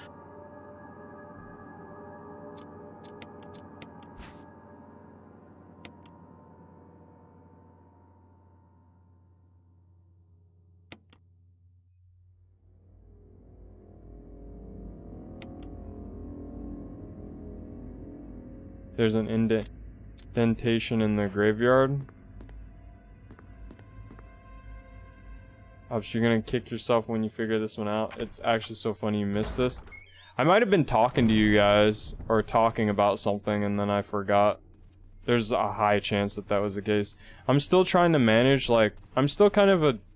It's kind of weird. Like, I'm actually still kind of a new streamer, so I can't really focus and do things at the same time. I'm still trying to get that down, but... I on every single time I stream.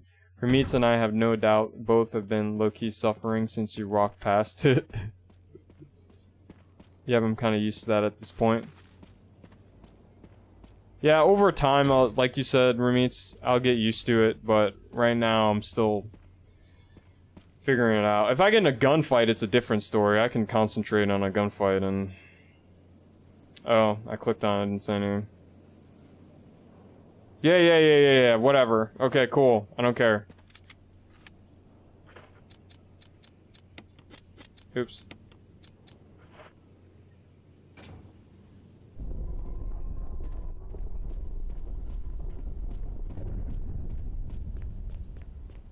It's basically a put arrowhead sign here,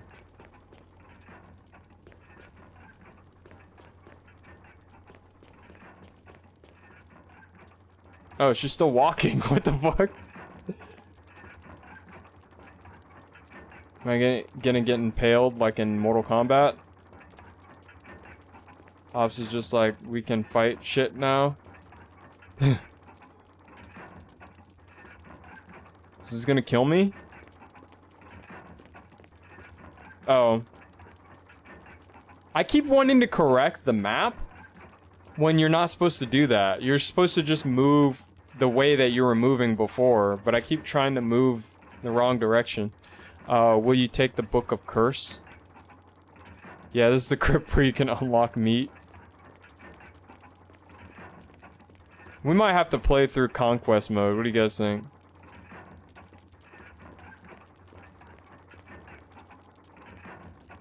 So I got a book. Cool. Ooh, I need to pay attention to that. Stone statue with a hole where the mouth would be.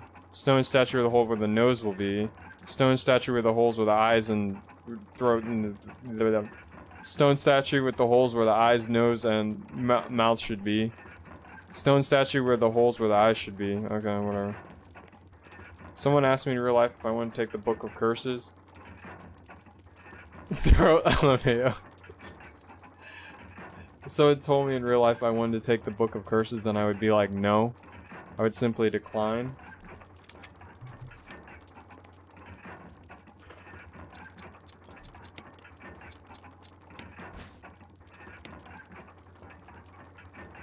Yeah, I'll remove the key. Let's go. The mansion key. Book of Curses. Uh-oh. 4 masks. Mask that speaks no evil. Mask that smells no evil. Mask that sees no evil. Yeah, so bronze, kind of piggybacking what you said about the Book of Curses. I have this bad habit of when I hear a noise late at night, I'm like, oh, that's a bad habit. Or not a bad habit. That's a bad noise, right? Like that's a dangerous noise or some shit, right? And I'll be like, okay, and I just go back to sleep. So I have a strong feeling that I would just pick up the book and be like, oh, this is the Book of Curses, okay. And I'd scroll through the Book of Curses and just keep moving forward. Oh, man.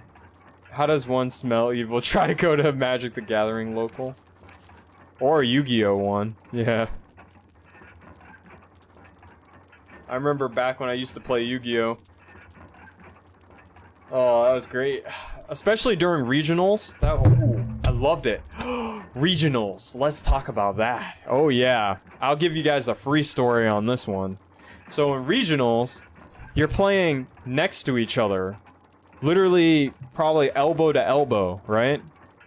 So you get all that fresh, smelly goodness.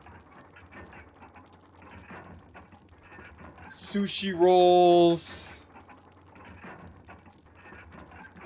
Ooh, Cheetos. It's great. It's awesome. Definitely messes with your concentration when trying to win. Pretty sure I've lost a few games that way. Do they actually smell that bad? Yes, 100%. Take what you imagine it would smell. Yeah, and times it by 10. Yeah, pretty much. Yeah. And the worst part, too, Remeats, is depending on where you live, it's hot. So, have fun with that one. Yeah. It's great. Great feeling. You really have to work to get to top 8. Like, if you're gonna go and try to get to top 8, you gotta work to get there. My autistic ass cannot handle strong smells, and I straight up left so many events. Yeah. A mask that speaks no evil, mask that smells no evil, mask that sees no evil, mask that cannot speak, smell, or see evil. When all four fall into place, evil will awaken.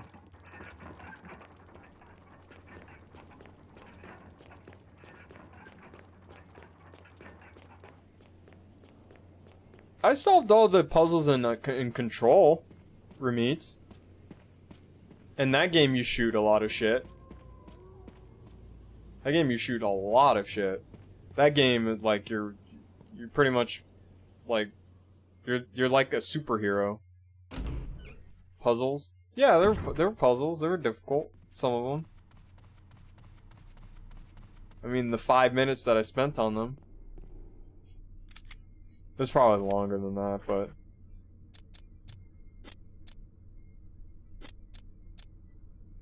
Survival knife? Hold on. No.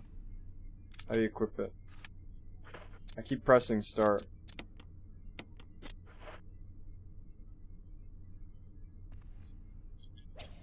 Yeah, let's go, Jill. You work those arms. Get that workout. Hell yeah. This isn't the real Jill, though, but it'll work. She's still Jill, kind of. LOL. So that key. Where'd that key go to?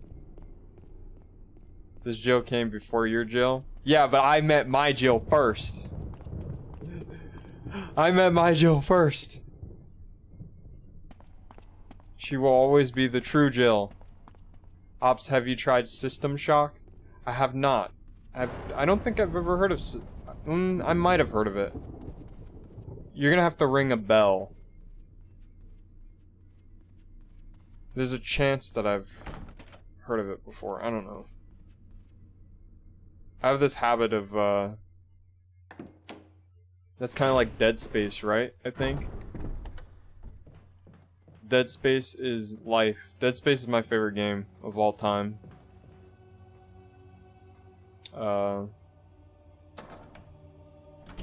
Bronze.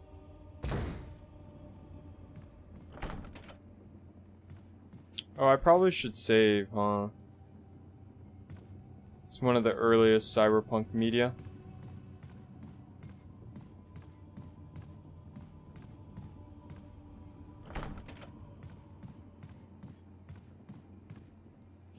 Oh, this has got some sci-fi. Or at least that's what it sounds like. That's because it's comically hard to control and the puzzles are nauseating as a result. I need to move my...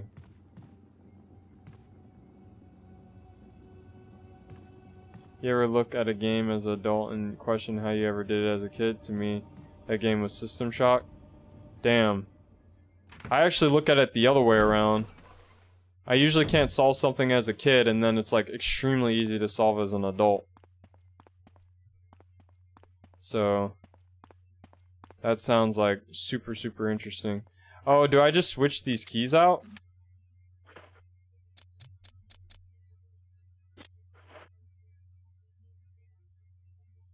Yeah, fuck you. I'm taking the key.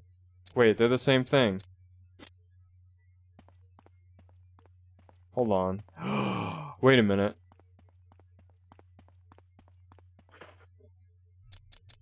I'm gonna have to look up System Shock. Actually, I'm gonna write it down right now. Hold on, give me a second. So I do this with everything. System Shock. You should, if you have time, you should definitely join our Discord. We have a little media recommendations tab where you can recommend different media and different video games and stuff, and different things under the pop culture kind of area where we can watch it, or you know, I can look more into like the game or whatever it is. So does reminding you to examine things count as a hint? It means I was fighting off the urge to say that exact thing. Yeah, it does. The second one is pretty famous for RPG, because now I know that I need to examine this. Like, wait, I don't need to examine it. Okay, never mind. I lied.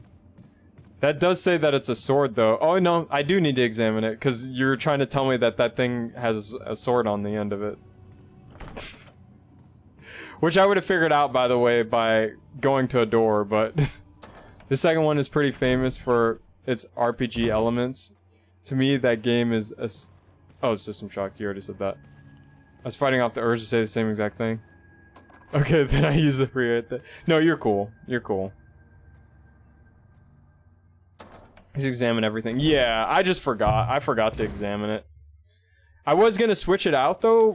Wait, I can, though, right? Don't tell me. Don't tell me. I'm pretty sure I can, though. I can switch out that other key for this key. Fuck you, game. I don't care about that zombie.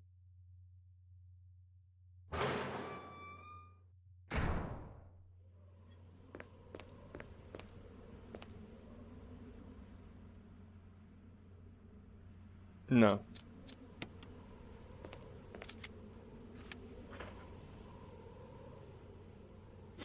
We need more inventory.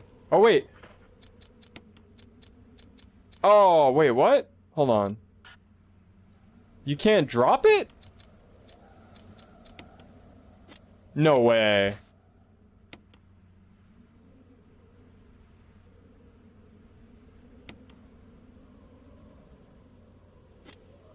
Bruh. I think we should just murder Barry and shape his bones in a keep. Take one for the team lead. Now you're stuck with shells. Actually, I have a solution. I'm gonna just pick up the shotgun, shoot the shells out, and then I'm just gonna shoot them in the sky. Like a little party.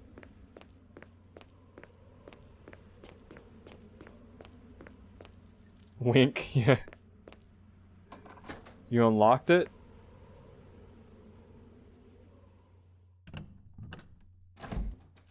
That's literally what I'm gonna do. I'm just gonna take the shotgun shell and shoot him in the fucking sky, because that's pretty much the use of them in this game for me. Bro, are you serious though? Like, low key, they didn't add a drop feature? Still not relenting on that challenge? Not yet. Shoot. I actually missed what. Hold on, let me go back and look at what.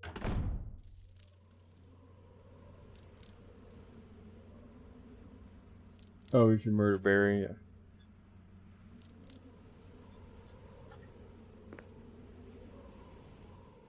I've played Resident Evil 4, Resident Evil 7, Resident Evil 8, Resident Evil 2. This one I haven't played, obviously, and then I haven't played 5 or 6. The reason why you can't drop stuff in is because another core mechanic they may have not seen yet.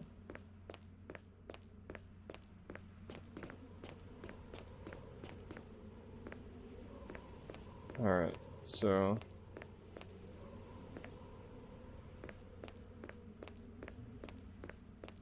I can't get that. Did you play remake? I played 2 remake. I know this sounds, this is gonna come off as very, very elitist, but I really don't see myself playing the originals. It's more of one of those things that I just don't want to go through the headache. I know it sounds bad, but it's just my honest kind of opinion on it. I just don't want to go through the headache, unfortunately. The originals are more... Yeah, that's kind of... that's kind of what I meant, but yeah. But I probably would have played them, you know, when they were released. Or not when they were released, but like if there was like not a remake, I probably would have played them. Resident Evil 3 is better than remake. Yeah, I hear that a lot in a lot of the reviews that I've watched, like a bunch of reviews on Resident Evil 3 and its remake and how people didn't like the remake. And that's a thing I hear a lot, is that like the original was better than the remake. Like they took out a lot of stuff, like the clock tower and everything.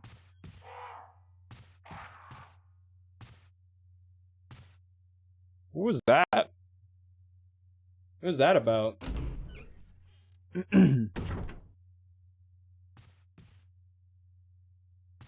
So, Bronze,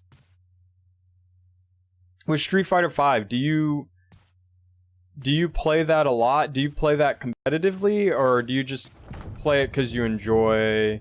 Sorry, okay. That's probably not the right way to say it. So, like, do you play...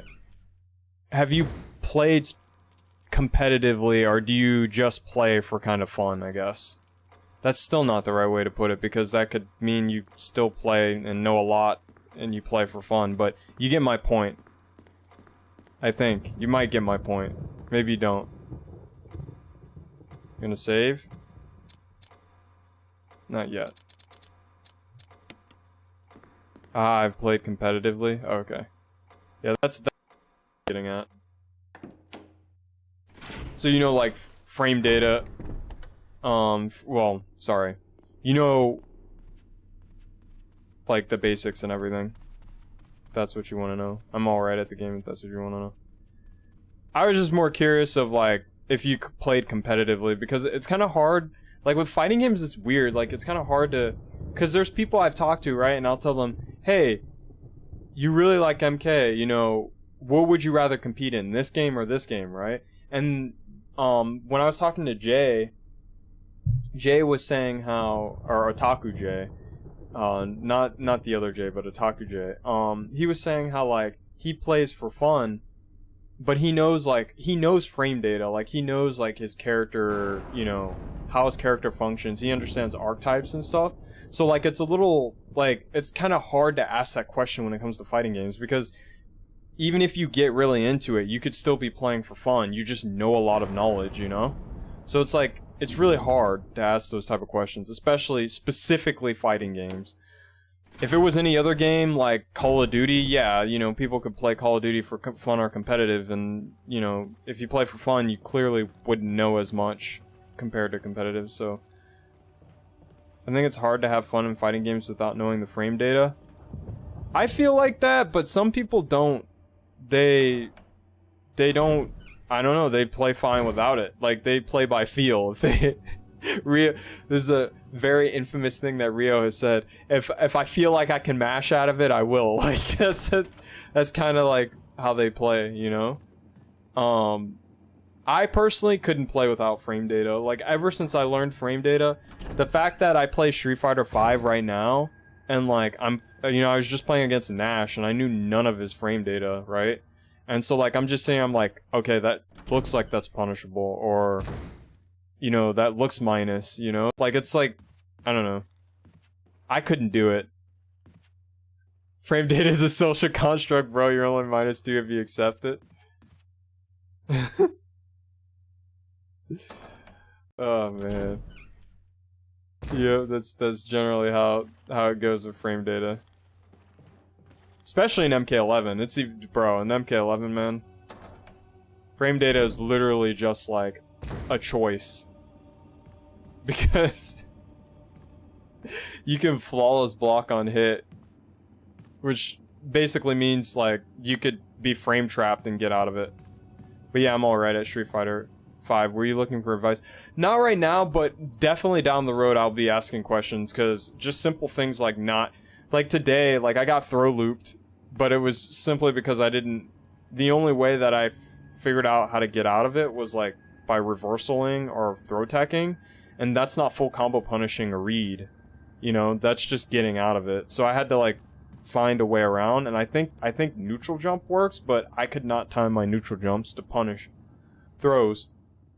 So, you know, I'll be asking like questions like that, like just simple questions that I'm a noob, you know, when it comes to Street Fighter. I've been walking around in a circle.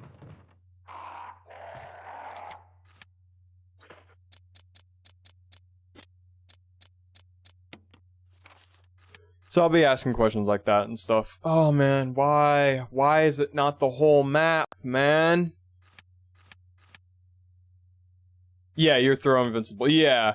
Yeah, the problem was, and I have this bad habit, Bronze, is like when I know that I need to make a hard read, I try to go for a full combo punish. So I didn't want a reversal, you know? Or a reversal, backdash on wake up. Which is particularly strong in the corner because you don't move and recover in time to punish your opponent's whiff. Oh. Wait, so can you backdash when they're going for a throw on wake up and punish them in the corner? Oh wait, no, you can't because of what you're saying. You don't move in the corner. Or you don't move and recover in time to punish your opponents with. Wait, if you backdash... Hold on, can you backdash? If you are the one in the corner, yes. Wait, so if you backdash mid-screen and they go for a throw... Yeah, okay. So if you backdash mid-screen and they go for a throw, you can't punish them because you're recovering from the backdash. But if you backdash and you're in the corner, you can punish them because there's pretty much nowhere for you to move, right? Is that what I'm hearing? Yes or no? Correct. Okay, yeah, I figured. Okay, that makes sense. That makes a lot of sense. I was getting throw looped in the on mid-screen, but that's because I was mashing. I was mashing when he was going for a frame trap, and then I was respecting when he was going for a throw. Like, I just got 4 times in a row, so I just gotta work at getting better punishes, because the thing about Street Fighter that makes it so much more... Like, the risk-reward is so high, is... that Street Fighter doesn't have combo breakers, which I didn't realize is a huge component.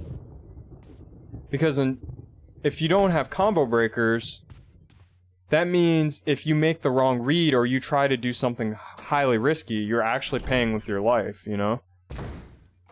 So that's like a big thing, that kind of works in like the risk-reward kind of thing. Because in MK, they've always had like some type of breaker, like combo breaker, or what else do they have? In the newer game, they have breakaway. So if you make a mistake, you know, you could do something really dumb and then just kind of get out of it, you know. But it depends on the character too, because certain characters get guaranteed damage. Throws are really strong in Street Fighter 5 because of counter hits. Like,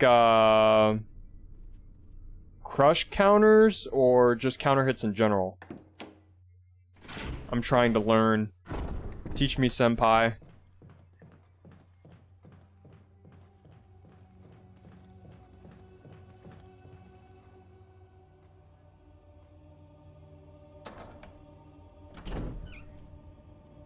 The V system also is one of the most interesting things I've ever seen. If you try to attack and your opponent hits when you when they are granted a counter hit, which adds additional frames of hit stun. They can get better combo routes.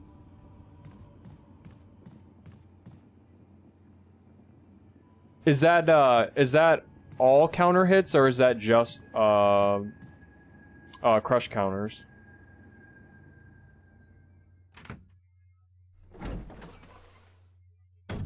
Okay, counter hits apply to all kinds of moves, but it can be very punishing on throws.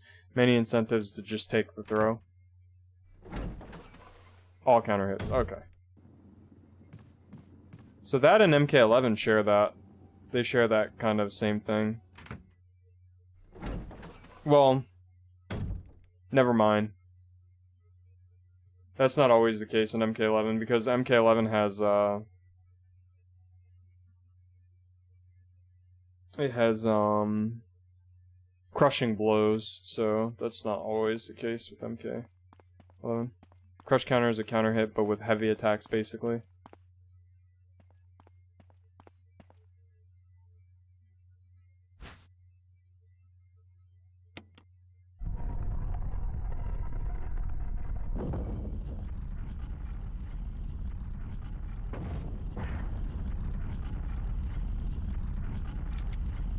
Wrong button. No! So I can't use that, damn. I thought I was being smart. Oh, man. No! So I only have one key. Fuck you, game. Damn it.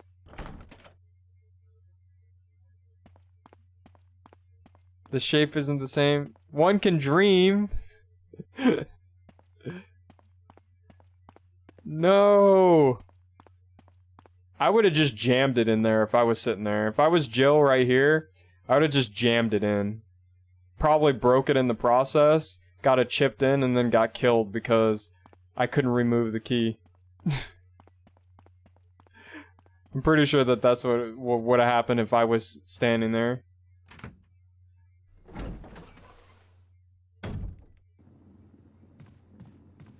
Rip to Jill, but I'm built different.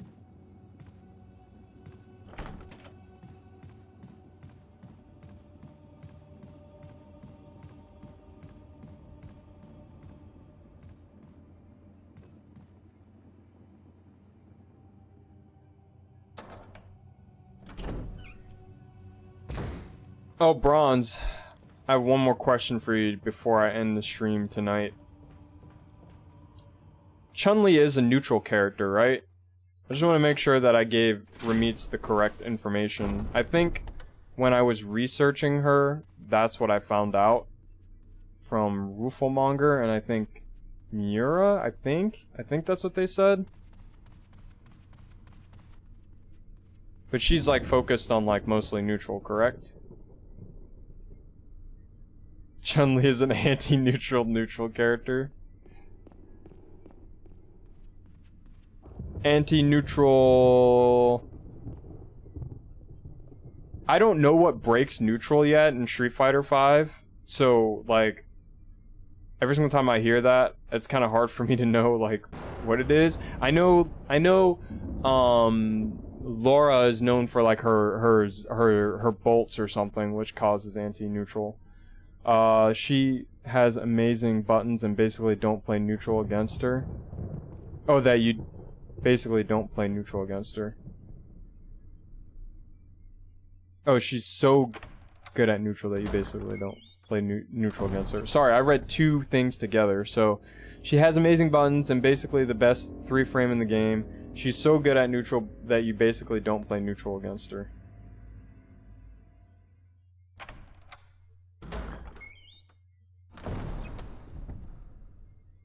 Barry. Oh, Jill. Got any good news? Other than I'm still alive in this madhouse? No. Can't say it's much safer here either. We'd better secure our escape route first. There's gotta be a back door somewhere. Alright then, let's split up again. Hey, hold on a sec. Look what I've found. What? A can of fizz. It's sure to yellow and mellow those things. It's yours. Hopefully you won't have to use it.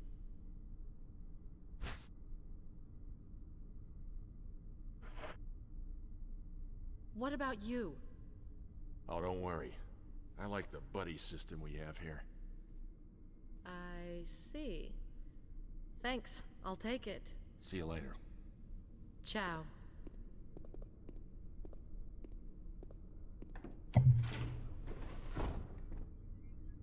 Other than I'm still alive in this madhouse, no.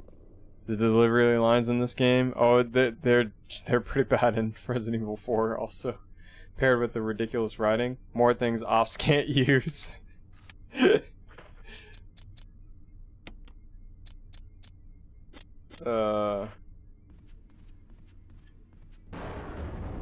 Wait. How am I gonna get rid of some of this shit? Oh man. We'll figure it out.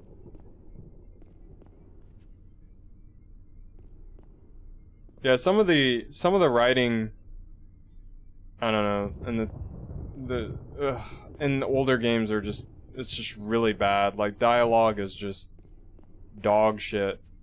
Why did Barry call acid rounds fizz for no reason? Why did he mean yellow and mellow?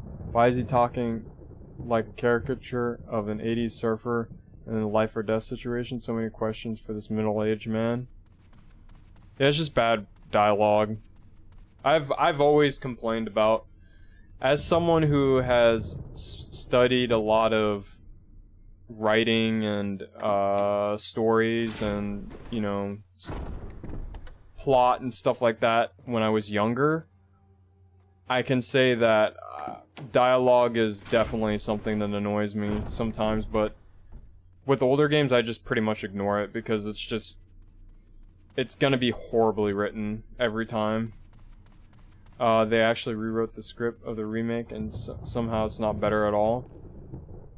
Sometimes what happens is, I don't know if it was the case with this game, but sometimes what happens is they want to keep the dialogue as close to the original as possible, so they keep in bullshit like that.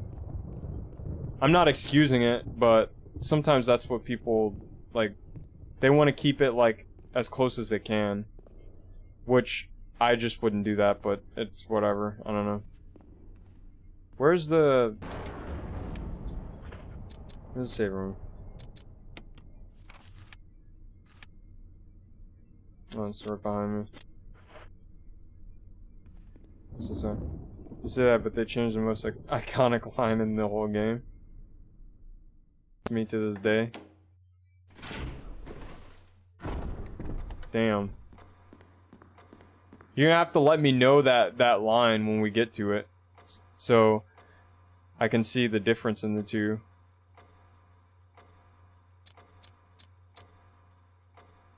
Because that sounds like super interesting. We're gonna use the ink ribbon here because you know what time it is, people.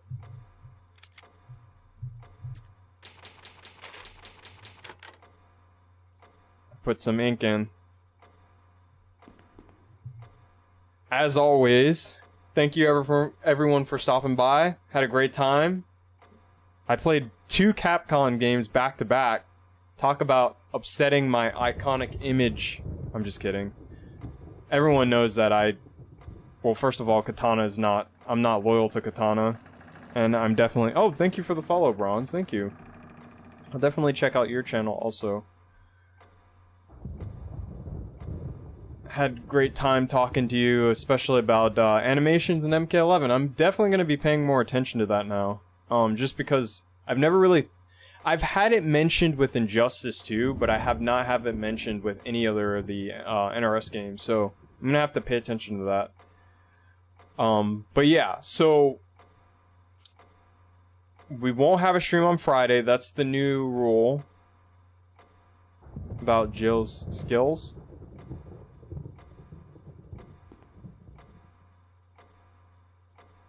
Oh, so we won't have a stream on Friday. That's the new thing. I'm not doing streams on Friday. I will be streaming on... Oh shoot, I have something.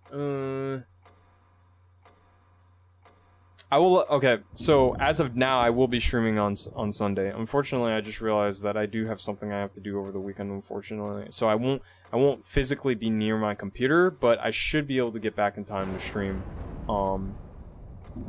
at the appropriate time. But I'll let you guys know. Feel free to check the Discord, you know, Twitter, you know, most places where I usually put my updates. But as of now, I will be streaming on Sunday. I apologize. I totally forgot. Like, this thing was just thrown on me today. So, but I will see you guys hopefully on Sunday. And if not, worst comes to worst, Monday. If you guys have any questions or anything you need to talk to me about, you can always contact me on Discord. I'll see you guys later. Have a good night. Thanks for tolerating my ass. Bye, Rameets.